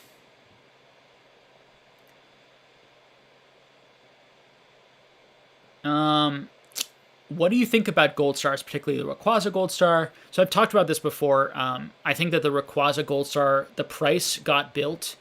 The reason Rayquaza Gold Star was going for so much higher is because before, one, it does have cool art, and people love Rayquaza, but two, it was because the pop reports actually were lower before relative to other cards, other Gold Stars, but over time there actually been other Gold Stars that have really remained much lower PSA 10 pop reports than the Rayquaza. So interestingly, that Rayquaza card is kind of an outlier in Pokemon. It's certainly for the amount that there are, it's the highest price Rayquaza card, that's for sure. Generally speaking, the Charizard, even though it's easier to grade the Charizard in 10, it's still quite hard to grade the Charizard in 10. You'd think the PSA 10 Charizard would be worth considerably more, or at least even to the Rayquaza, for example, even if there's only a little bit more Charizard, if you look at like other sets where there's a Rayquaza and a Charizard and you compare the prices. So it is an outlier.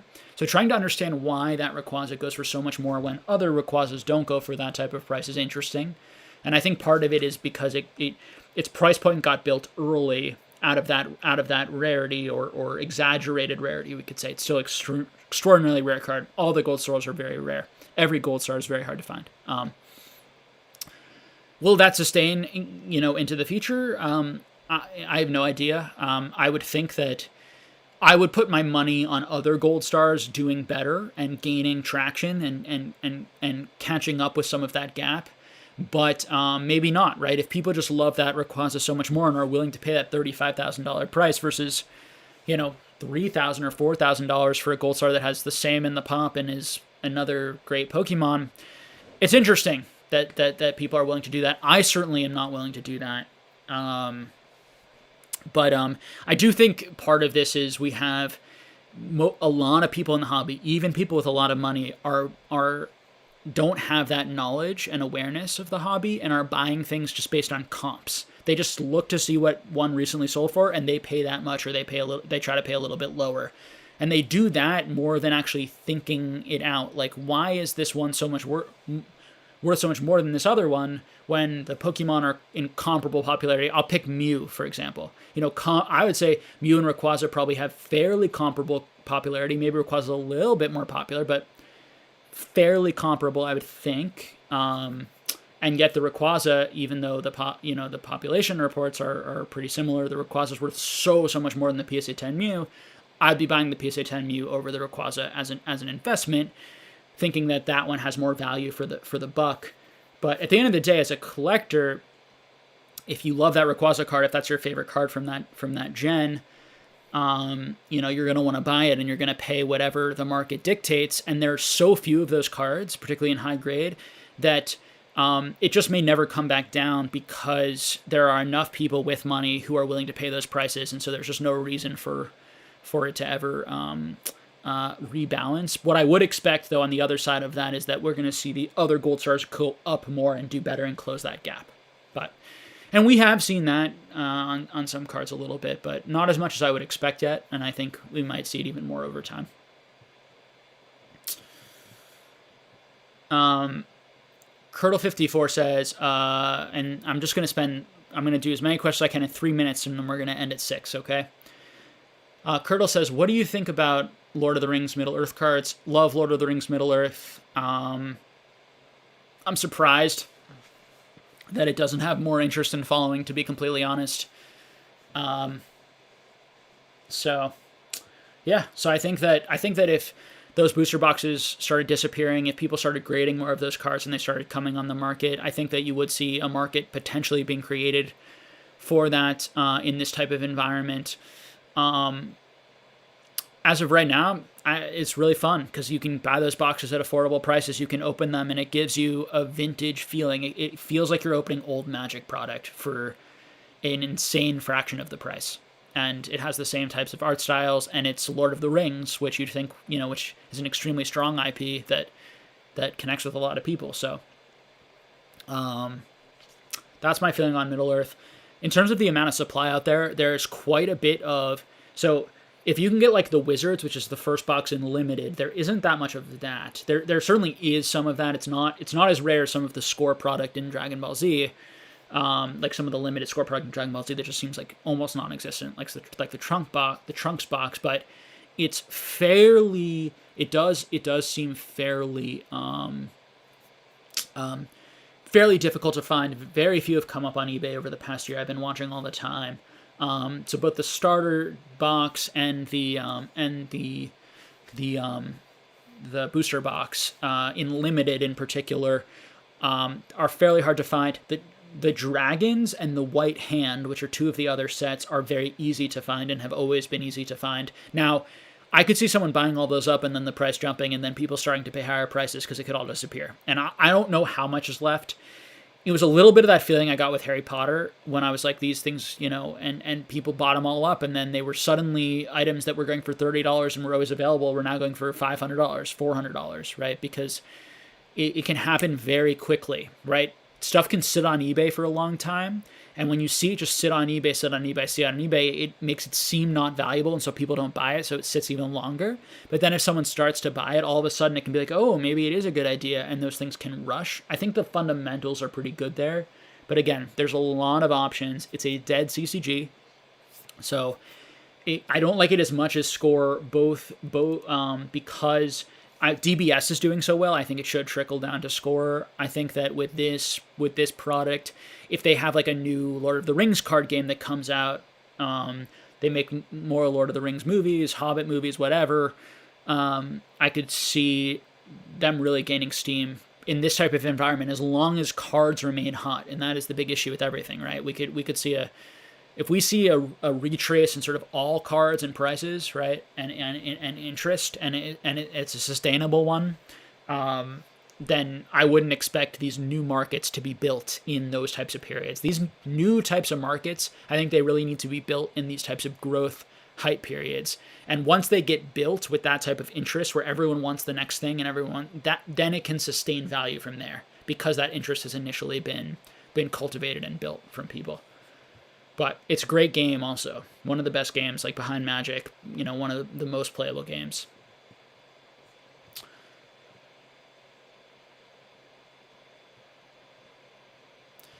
All right. So we're at 6 o'clock today. I know there are a number more questions here.